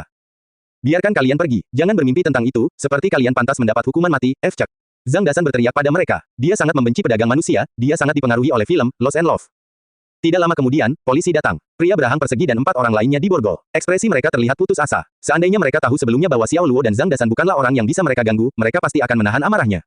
Namun, tidak ada bagaimana jika di dunia ini. Semuanya sudah terlambat. Karma telah menyusul mereka. Kami tidak punya waktu untuk memberikan pernyataan, dan kami telah memberitahu Anda semua yang diperlukan. Zhang Dasan menolak undangan polisi. Dia menunjuk gadis muda di samping Xiao Luo dan berkata, "Oh ya, gadis kecil inilah yang mereka culik. Tolong bantu dia menemukan keluarganya." Baiklah, pada dasarnya tidak ada polisi di Jiangcheng yang tidak mengetahui siapa Xiao Luo. Namanya ibarat sebuah agama, menanamkan kewaspadaan, ketakutan, dan rasa hormat pada diri mereka. Beraninya mereka memaksa Xiao Luo dan rekannya memberikan pernyataan di kantor polisi. Seorang polisi wanita menghampiri Xiao Luo. Setelah mengangguk pada Xiao Luo sebagai tanda terima, dia membungkuk dan melambai pada gadis itu. Dia tersenyum ramah pada gadis itu dan berkata, "Gadis kecil, aku akan mengantarmu menemui orang tuamu, oke?" Gadis kecil itu memeluk paha Xiao Luo dan menggelengkan kepalanya dengan kuat. Dia bersembunyi di belakang Xiao Luo dan dengan waspada menatap polisi wanita itu. Xiao Luo tersenyum pasrah dan menunduk untuk membujuknya. Mereka adalah polisi, dan polisi adalah orang baik. Mereka akan membantu Anda menemukan orang tua Anda. Anda dapat melanjutkan dan mengikutinya. Kamu adalah ayah Beibei. Gadis muda itu mengangkat kepalanya saat dia berbicara dengan serius. Matanya yang besar, bersinar, dan seperti oniks berkedip. Sorot mata polisi wanita dan polisi lainnya langsung menjadi kontemplatif. Xiao Luo si polisi iblis punya anak perempuan. Bagaimana mungkin mereka tidak tahu? Xiao Luo dengan cepat menjelaskan, "Aku bukan ayahmu. Kamu adalah ayah Beibei." Gadis kecil itu berbicara dengan nada yang sangat yakin. Suara kekanak-kanakannya sangat enak didengar. "Gadis kecil, kamu salah mengenalinya. Mungkin dia mirip ayahmu, tapi yang pasti dia bukan ayahmu. Dia bahkan belum punya istri." Zhang Dasan angkat bicara dan setuju dengan Xiao Luo. Apa yang terjadi? Dia bahkan direcoki oleh seorang gadis kecil. Gadis kecil itu memandangnya dengan malu-malu tetapi tidak membalasnya. Tangan mungilnya masih memegang erat paha Xiao Luo. Dia menempelkan wajahnya yang seperti boneka porselen ke paha Xiao Luo. Wajahnya tampak datar saat otot-ototnya dikompresi. Dia cemberut dan terlihat sangat manis. Jika bukan karena pria di depannya adalah Xiao Luo si polisi iblis, bahkan polisi wanita itu akan gagal menekan rasa sukanya pada gadis itu dan terus menepuk kepala gadis itu. Dia terlalu manis. Dia membuat seseorang merasakan dorongan untuk memeluknya dan menunjukkan cinta padanya. Xiao Luo tidak berdebat lebih jauh dengan gadis kecil itu, tapi dia berkata kepada polisi wanita itu bahwa dia terlepas dari apakah polisi dapat membujuknya pergi atau membawanya dengan paksa, mereka harus membawa gadis kecil itu bersama mereka. Itu tidak ada hubungannya dengan dia. Atas perintah Xiao Luo, polisi wanita itu berjalan dan mencoba membujuk atau menipu gadis itu. "Gadis kecil, apakah kamu ingin makan permen kapas? Bagaimana kalau aku mengajakmu membeli permen kapas yang lembut dan manis?" Gadis kecil itu sedikit tergoda, tapi dia memikirkan Xiao Luo, jadi dia menggelengkan kepalanya. Polisi wanita itu mengeluarkan teleponnya. "Kalau begitu, apakah kamu ingin menonton klip Loggerfic, Briar, dan Bramble? Aku punya beberapa di sini." Saat dia berbicara, dia langsung mengklik video klip Bunny Bears dan memutarnya untuk gadis kecil itu. Gadis kecil itu tergoda. Kebanyakan anak tidak dapat menolak kartun. Dia berjalan keluar dari belakang Xiao Luo dan mengambil telepon dari polisi wanita itu. Dia berdiri di tempatnya melihat ke bawah dan mulai menonton pertunjukan dengan senang hati. Apakah itu bagus? Polisi wanita itu berusaha membuat gadis itu lebih mempercayainya. Gadis kecil itu mengangguk. Tanpa mengalihkan pandangannya dari telepon, dia menjawab, "Enak. Bagaimana kalau kamu ikut denganku? Saya masih memiliki banyak kartun bagus di tempat saya." Polisi wanita itu tersenyum. Tak disangka, gadis kecil itu langsung keluar dari keadaan fokus penuh pada kartun tersebut. Setelah dengan hati-hati melirik polisi wanita itu, dia sekali lagi memeluk erat paha Xiao Luo. Beibei tidak ingin meninggalkan ayah. Polisi wanita itu terkejut sesaat. Jelas sekali, taktik membujuk dan menipunya telah gagal. Tidak ada cara lain selain membawanya dengan paksa. Dia meraih tangan gadis kecil itu. "Gadis kecil, dia bukan ayahmu. Aku akan membantumu menemukan orang tuamu yang sebenarnya." Gadis kecil itu mulai meratap. "Saya tidak akan pergi. Ayahku ada di sini. Dia adalah ayahku, Buho." Polisi wanita yang takut menyakitinya tidak berani menariknya dengan paksa karena dia menangis, jadi dia melepaskan tangannya. Gadis kecil itu segera memeluk paha Xiao Luo dengan kuat dan erat, bersembunyi di belakangnya. "Sial, apa yang terjadi? Xiao tua, jujurlah padaku, pastinya gadis ini bukan putrimu dan seorang wanita." Ini adalah pertama kalinya Zhang Dasan menemui hal seperti ini sepanjang hidupnya. Menyelamatkan seorang gadis kecil secara kebetulan dan membuat gadis kecil itu mengklaim Xiao tua sebagai ayahnya pasti hanya sesuatu yang terjadi di novel, bukan? Xiao Luo memutar matanya ke arahnya dan menegur, "Jangan katakan apapun jika kamu tidak ingin mengatakan apapun." Gadis kecil itu setidaknya berusia 3 tahun. Dia baru saja lulus dari universitas ketika dia lahir. Dia menjalin hubungan dengan Zhao Mengqi, jadi mengapa dia berhubungan dengan wanita lain dan memiliki anak perempuan? Ketika dia melihat gadis kecil itu menangis, Xiao Luo tidak tahu kenapa, tapi dia merasa sangat kasihan padanya. Meskipun perasaannya tidak terlalu kuat, perasaannya jelas seperti siang hari. Dia berjongkok dan mengulurkan tangan untuk menghapus air mata di wajahnya. Dia menepuk kepalanya. "Jangan menangis, kamu akan terlihat seperti kucing-kucing jika terus menangis." Beibei akhirnya menemukan ayah. Beibei tidak ingin meninggalkanmu. Mata gadis kecil itu merah. Tetesan air mata menggenang di bulu matanya. Dia terlihat sangat menyedihkan bahkan Tuhan pun akan tergerak. Xiao Luo tertawa datar. "Kamu adalah Beibei, ya?"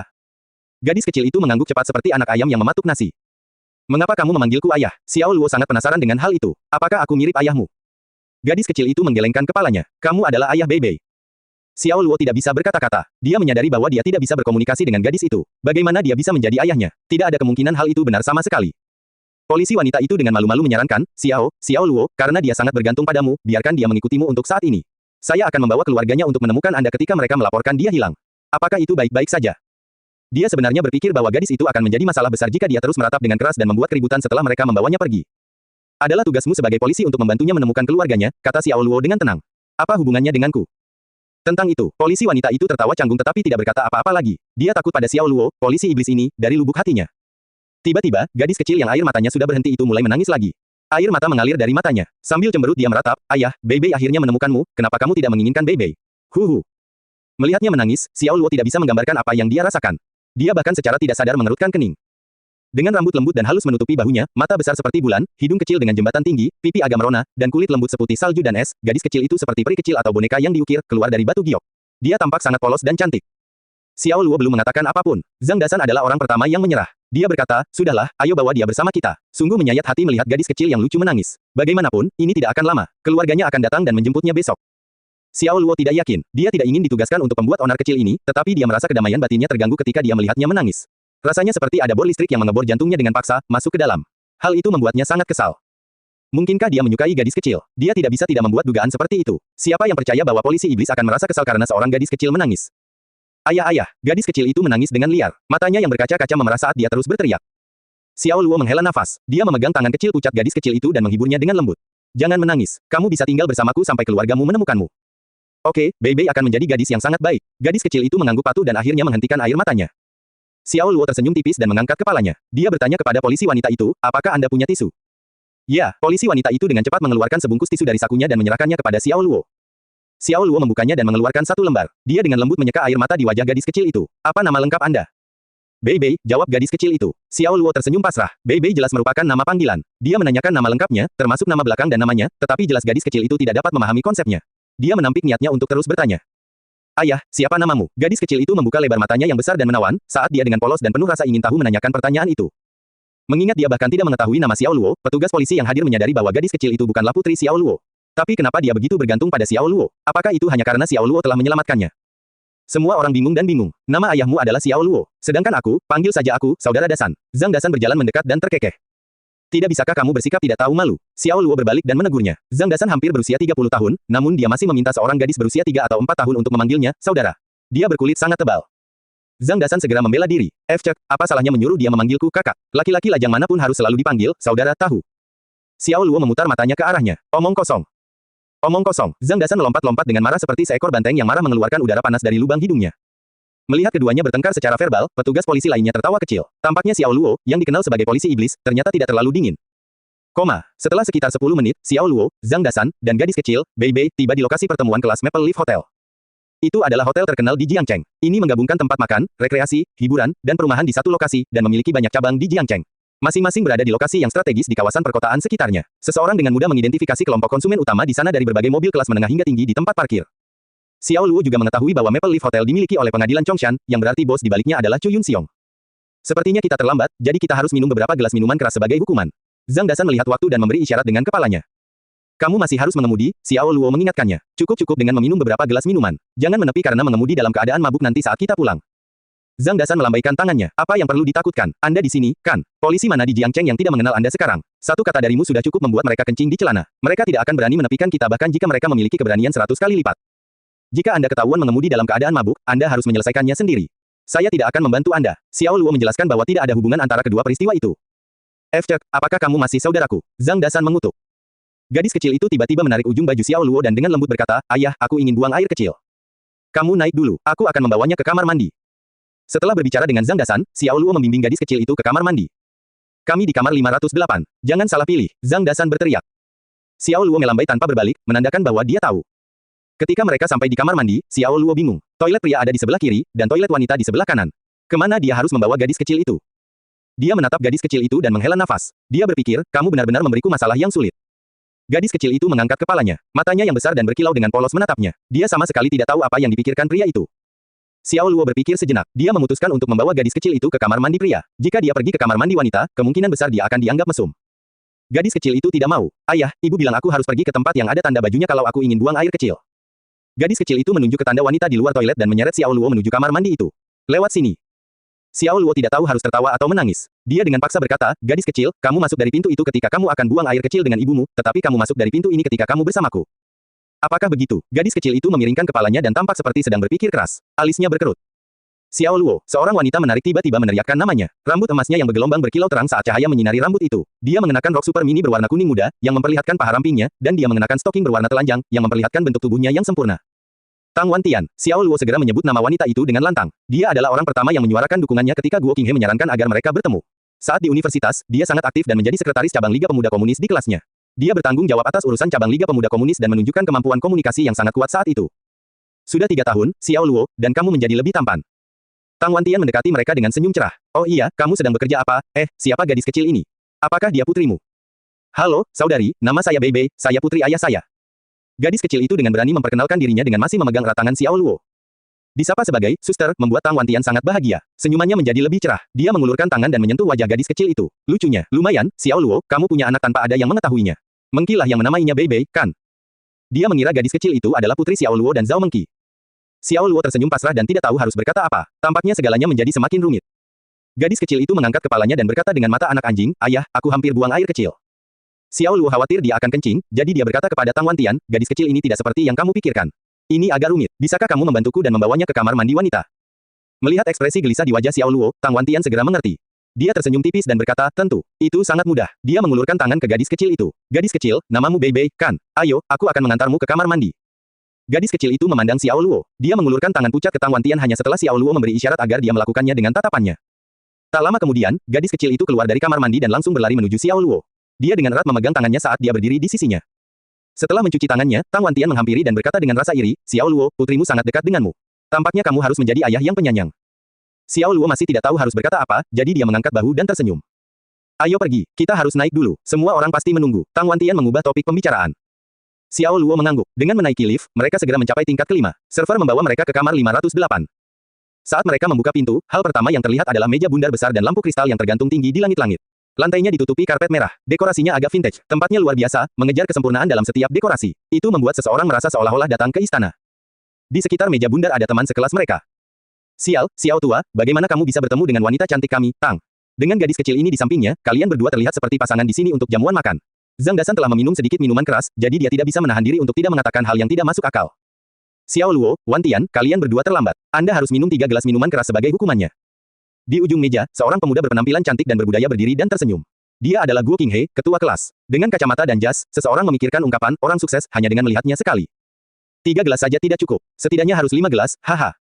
Ya, 5 gelas. Tidak boleh kurang. Xiao Luo dan Wantian tidak pernah mabuk di pertemuan kelas saat kami masih di universitas.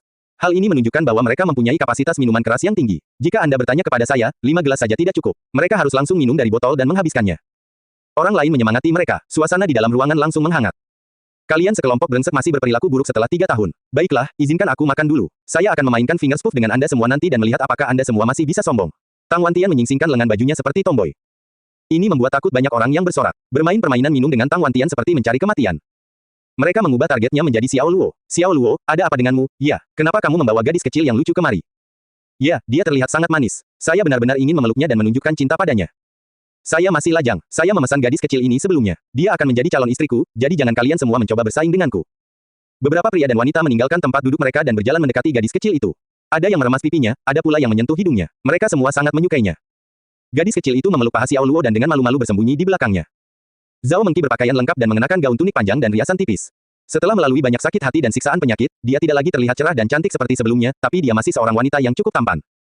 Dia duduk di kursinya, tidak bergerak. Sejak Xiao Luo masuk, tatapannya selalu tertuju padanya. Rasanya sangat pahit, penuh penyesalan, dan rasa malu. Pemuda luar biasa ini dulunya miliknya, tapi sekarang mereka seperti orang asing. Memikirkan hal itu, hatinya sakit. Seolah-olah ada yang menusuknya dengan pisau. Dia hanya berharap untuk kembali ke masa lalu. Tanpa disadari, matanya menjadi sedikit merah. Sui, jika kamu ingin menikahi gadis kecil ini, kamu sekarang harus memanggil Xiao Luo sebagai ayah mertua, canda Tang Wantian. Panggil Xiao Luo sebagai ayah mertua. Semua orang di ruangan itu terkejut sesaat. Pria yang dipanggilnya Sui adalah Hu Suiping. Dia agak pendek dan terlihat biasa saja, tapi dia adalah seorang pemikir yang cepat. Dia menunjuk ke gadis kecil yang bersembunyi di belakang Xiao Luo, yang hanya menunjukkan separuh wajahnya, dan bertanya pada Tang Wantian dengan heran, apakah kamu mengatakan bahwa dia adalah putri Xiao Luo? Tang Wantian memandang Zhao Mengqi dan merentangkan tangannya, berkata dengan bingung, ya, bukankah Mengqi ada di sini? Bukankah dia sudah menceritakan semuanya pada kalian? Semua orang saling bertukar pandang dalam diam. Ekspresi mereka canggung. Hu Suiping tertawa datar 2 kali dan berkata dengan suara lembut di dekat telinganya, Zhang tua baru saja memberitahu kami bahwa Mengqi dan Xiao Luo sudah lama berpisah. Mengqi juga telah mengkonfirmasinya. Apa, Xiao Luo dan Mengqi berpisah? Tang Wantian tampak terkejut. Xiao Luo dan Zhao Mengqi adalah pasangan yang mereka semua optimis. Mereka telah berjanji untuk menikah satu sama lain dan menghabiskan seluruh hidup mereka bersama selama jamuan makan malam wisuda, jadi mengapa mereka harus berpisah? Dia menyadari bahwa dia telah berbicara tidak pantas dan buru-buru menghentikan dirinya.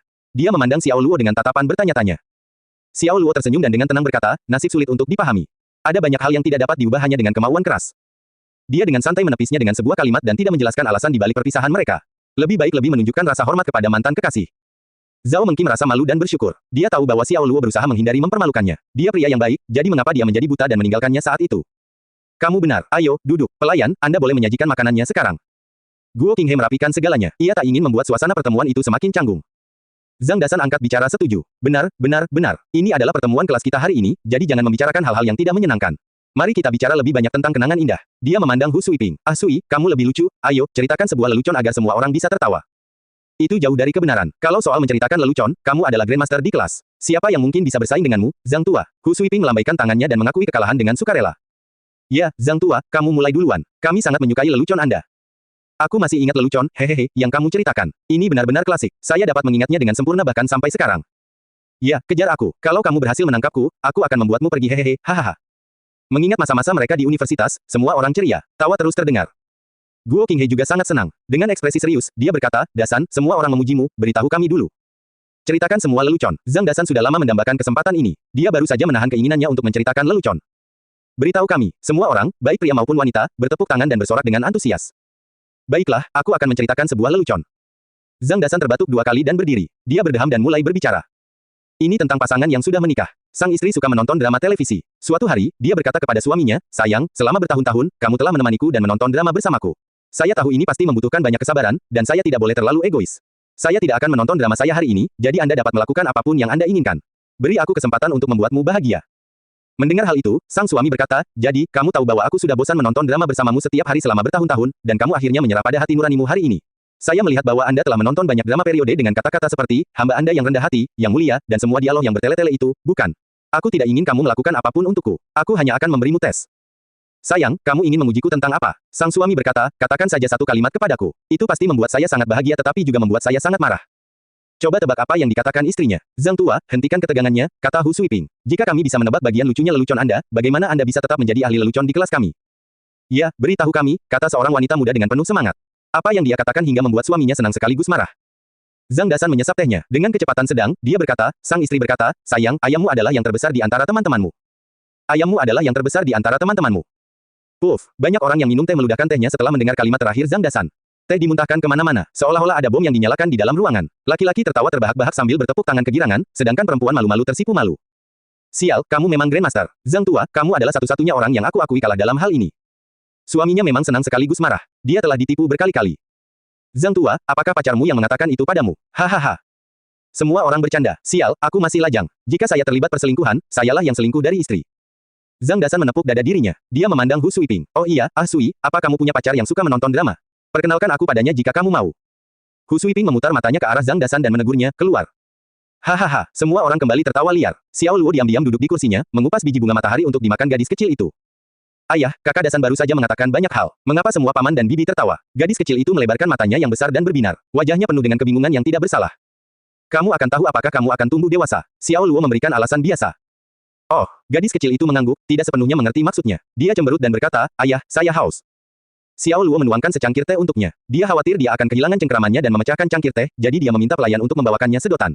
Dia mengangkat cangkir tehnya. Gadis kecil itu biasa menggunakan sedotan untuk meminum teh di dalam cangkir. Dia sangat haus dan meneguk tehnya dalam suapan besar. Gadis ini sangat manis. Xiao Luo, sepertinya dia mewarisi gen luar biasamu. Ya, lihat matanya. Mereka cerah dan berkilau. Dia sudah terlihat cantik di usianya yang masih muda. Setelah dia besar nanti, dia akan menjadi cantik yang menakjubkan. Perhatian semua orang tertuju pada betapa lucunya penampilan gadis kecil itu sambil minum air. Semua pandangan mereka tertuju pada Xiao Luo dan gadis kecil itu. Melihat Xiao Luo disalahartikan sebagai ayahnya, Zhang Dasan sangat terhibur. Dia menambahkan bahan bakar ke dalam api. Benar. Gadis kecil ini pasti bisa menaklukkan banyak pria saat dia besar nanti. Teman-teman, lihat alis, mata, hidung, dan mulutnya. Semuanya persis sama dengan milik Xiao Tua. Seolah-olah mereka diukir dari cetakan yang sama. Dia pasti putrinya. Dia mengatakannya dengan sengaja untuk bersenang-senang, berharap orang lain akan salah mengira dia sebagai putri Xiao Luo. Seperti yang diharapkan, Hu Suiping segera bertepuk tangan di atas meja dan melompat. Apa yang paling kamu maksud dengan pasti? Dia tentu saja putrinya. Semua anak perempuan terlihat seperti ayah mereka. Lihatlah betapa miripnya mereka satu sama lain. Ah Sui, kamu benar sekali, hahaha. Zhang Dasan tidak bisa berhenti tertawa, meskipun dia tahu yang sebenarnya. Dia hanyalah seorang gadis kecil yang kebetulan mereka selamatkan. Tidak mungkin dia berhubungan dengan Xiao Luo. Namun, karena disesatkan olehnya, semua orang setuju dengan keyakinan. Sebagai pengamat, dia sangat terhibur. Xiao Luo tidak bisa berkata-kata. Dia memelototi Zhang Dasan. Dia terbatuk-batuk dan berkata, sebenarnya, gadis kecil ini bukan. Dia harus membersihkan namanya dan menghentikan kesalahpahaman agar tidak terkendali. Sebelum dia bisa menyelesaikan kalimatnya, seorang wanita di samping Zhao Mengqi berdiri dan menatap Xiao Luo, berteriak keras, Xiao Luo, apakah kamu tidak merasa bersalah di depan Mengqi? Setelah dia berbicara, seluruh ruangan menjadi sunyi. Wanita itu terus menuntut jawaban. Kami baru saja lulus 3 tahun lalu, dan Anda menjalin hubungan dengan Mengqi saat itu. Sekarang, kamu mempunyai seorang putri. Putri Anda minimal berusia 3 tahun, artinya Anda selingkuh dari Mengqi 3 tahun lalu. Xiao Luo, apakah kamu laki-laki? Bisakah kamu memikul tanggung jawab sebagai seorang pria? Itu adalah Qin Guiyue yang menegurnya. Dia adalah teman sekamar Zhao Mengqi di universitas. Mereka sangat dekat saat itu. Dia adalah salah satu orang yang paling optimis terhadap pasangan itu. Sejak dia melihat Xiao Luo membawa putrinya ke pertemuan itu, dia diliputi amarah yang terpendam atas cara Xiao Luo memperlakukan Zhao Mengqi. Sekarang, dia meledak dalam amarah, tidak mampu menahannya lebih lama lagi. Qin Guiyue, tahukah kamu mengapa Xiao Tua dan Zhao Mengqi putus? Jika tidak, berhentilah mengatakan hal yang tidak masuk akal. Zhang Dasan adalah orang pertama yang membela Xiao Luo. Suasananya sangat bagus sebelumnya, tapi dia harus menyuarakan perbedaan pendapatnya. Sungguh selimut yang basah. Qin Guiyue berteriak, bukankah sudah jelas? Dia bahkan membawa putrinya. Cerita pada dasarnya menceritakan dirinya sendiri. Mengqi pasti menyadari bahwa Xiao Luo telah berbohong padanya selama ini dan mempermainkan perasaannya. Itu sebabnya dia memilih untuk putus dengannya. Apa yang kamu tahu? Gadis kecil ini sama sekali bukan putri Xiao Tua satu, teriak Zhang Dasan, agak kehilangan kendali emosinya. Saat dia berkata demikian, pandangan semua orang tertuju padanya. Mereka berpikir, bukankah kamu baru saja mengatakan dengan mulutmu sendiri bahwa gadis itu persis seperti Xiao Luo? Mengapa kamu mengatakan bahwa dia bukan putri Xiao Luo sekarang? Qin Guiyue terkejut sesaat. Dia tertawa dingin dan berkata, Zhang Dasan, kami semua tahu bahwa kamu dekat dengan Xiao Luo, sampai-sampai kalian semua bisa memakai pakaian satu sama lain. Untuk secara paksa menghapus nama Xiao Luo sebagai orang brengsek, sekarang kamu bahkan bisa mengatakan kebohongan yang begitu terang-terangan. Saya tidak berbohong. Gadis kecil itu sebenarnya bukan putri Xiao Luo. Dia tersesat dan kami bertemu dengannya dalam perjalanan ke sini. Zhang Dasan harus menelan pil pahit dalam diam. Dia terus-menerus memimpin mereka dan memperdalam kesalahpahaman untuk bersenang-senang. Hasilnya adalah Qin Guiyue menggunakannya untuk membangun kasusnya, sial. Dia merasa lebih kesal daripada jika dia ditiduri oleh seekor anjing. Bertemu dengannya, Qin Guiyue tersenyum lebih mengejek. Seorang gadis yang baru saja kamu temui akan sangat bergantung pada Xiao Luo. Zhang Dasan, apakah menurutmu kami bodoh? Sialan, percayalah apapun yang kamu mau. Zhang Dasan sangat marah. Bagaimana bisa dia tidak bisa menjelaskannya padanya? Gadis kecil itu memang seseorang yang baru saja mereka temui dalam perjalanan. Adapun mengapa dia begitu bergantung pada Xiao Tua, kita harus bertanya pada dewa. Qin Guiyue memelototi Xiao Luo dan berteriak, Xiao Luo, jujurlah di depan kami semua. Apakah Mengqi putus denganmu karena kamu brengsek yang tidak tahu malu? Guiyue, Zhao Mengqi menariknya, memberi isyarat agar dia berhenti berbicara. Mengqi, apa yang kamu takutkan? Qin Guiyue bertanya dengan percaya diri. Semua orang ada di sini saat ini. Ini adalah kesempatan untuk menunjukkan kepada semua orang pria seperti apa dia sebenarnya sehingga gadis-gadis lain di kelas kita tidak akan tertipu oleh penampilannya dan kalah di lain waktu. Ini tidak seperti yang kamu pikirkan, kata Zhao Mengqi dengan lemah. Jangan terlibat dalam hal ini. Dia tidak ingin semua orang mengetahui alasan sebenarnya. Kalau tidak, dia akan malu untuk tinggal di sana. Mengqi, kamu terlalu baik, kata Qin Guiyue dengan benar. Kamu tidak boleh menyerah pada orang brengsek seperti Xiao Luo. Jika aku jadi kamu, aku akan membuatnya membayar mahal.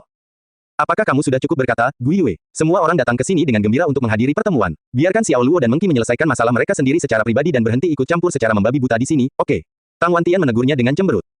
Sebagai sekretaris cabang Liga Pemuda Komunis di universitas, Tang Wantian kurang lebih masih memiliki otoritas. Qin Guiyue mungkin tidak menunjukkan rasa hormat pada Xiao Luo, tapi dia pasti tidak akan melakukan hal yang sama pada Tang Wantian. Dia cemberut dan duduk. Sementara itu, Xiao Luo tidak mempedulikan Qin Guiyue dan terus mengupas benih untuk gadis kecil itu. Dari cara dia melihatnya, tidak perlu menjelaskan apapun. Bagaimanapun, dia tidak akan berinteraksi dengan Qin Guiyue setelah pertemuan ini. Guo Qinghe tersenyum dan berkata, Wantian benar. Semua orang datang ke sini dengan gembira untuk berkumpul, jadi jangan membicarakan hal-hal yang tidak menyenangkan. Guiyue, kudengar pacarmu adalah manajer departemen di Hyde Group Co. Limited. Dia mengubah topik agar suasananya tidak menjadi canggung. Berbicara tentang pacarnya, Qin Guiyue menunjukkan senyuman gembira. Ya, dia adalah manajer departemen publisitas. Dia mendapat gaji tahunan sebesar $300.000. Saat dia mengatakan itu, ekspresinya bangga. Seolah-olah dia berpenghasilan $300.000 setahun dan bukan pacarnya. Gaji tahunan sebesar $300.000. Semua orang terkejut. Karena orang-orang ini baru saja lulus 3 tahun lalu, $300.000 adalah jumlah uang yang sangat besar yang hanya dapat mereka impikan. Guiyue, kamu telah menjadi orang kaya, kata Hu Suiping bercanda. Setelah dia berbicara, banyak wanita mengungkapkan rasa iri mereka, mengatakan bahwa Qin Guiyue beruntung bertemu dengan pria yang begitu baik. Qin Guiyue sangat menikmatinya. Dia berkata sambil tersenyum, tidak, dia hanya tidak banyak.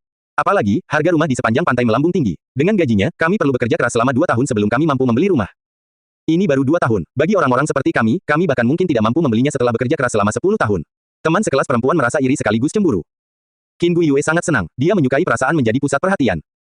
Mereka memakan makanan yang disajikan dan meminum minuman keras. Mungkin karena alkohol, atau karena apa yang dikatakan Qin Guiyue memprovokasi mereka, mereka semua mulai membicarakan kehidupan mereka sendiri. Ada yang senang, dan ada pula yang tidak begitu senang. Beberapa orang membenci atasan mereka karena sangat pelit, selalu meminta mereka bekerja lembur namun memberi mereka gaji yang sangat rendah. Yang lain mengatakan bahwa tunangannya adalah putri seorang manajer tingkat atas di sebuah perusahaan terkenal. Dia akan membuka pintu menuju puncak hidupnya dengan menikahi gadis kaya dan cantik. Lebih banyak dari mereka yang mengalami kesulitan dalam hidup, menggunakan alkohol untuk mematikan rasa. Mereka dengan sigap berbagi cerita dengan mantan teman sekelasnya. Dibandingkan dengan mereka, Xiao Luo agak pendiam, diam-diam membantu gadis kecil itu makan. Seperti dia, gadis kecil itu menyukai daging. Dia menggelengkan kepalanya kuat-kuat saat Xiao Luo memberikan sayurannya. Soal daging, baik daging sapi, babi, daging kambing, atau apapun, dia tidak pernah menolaknya. Sebaliknya, dia segera membuka mulutnya dan makan, dengan cepat minyak memenuhi seluruh mulutnya. Dia diam-diam duduk di belakang Xiao Luo, tidak seperti anak-anak lain yang membuat banyak keributan. Zhang Dasan awalnya ingin mengatakan bahwa dia berada di manajemen tingkat atas di bengkel Luo, tetapi dia menolak niatnya untuk melakukannya setelah melihat bagaimana Qin Guiyue pamer.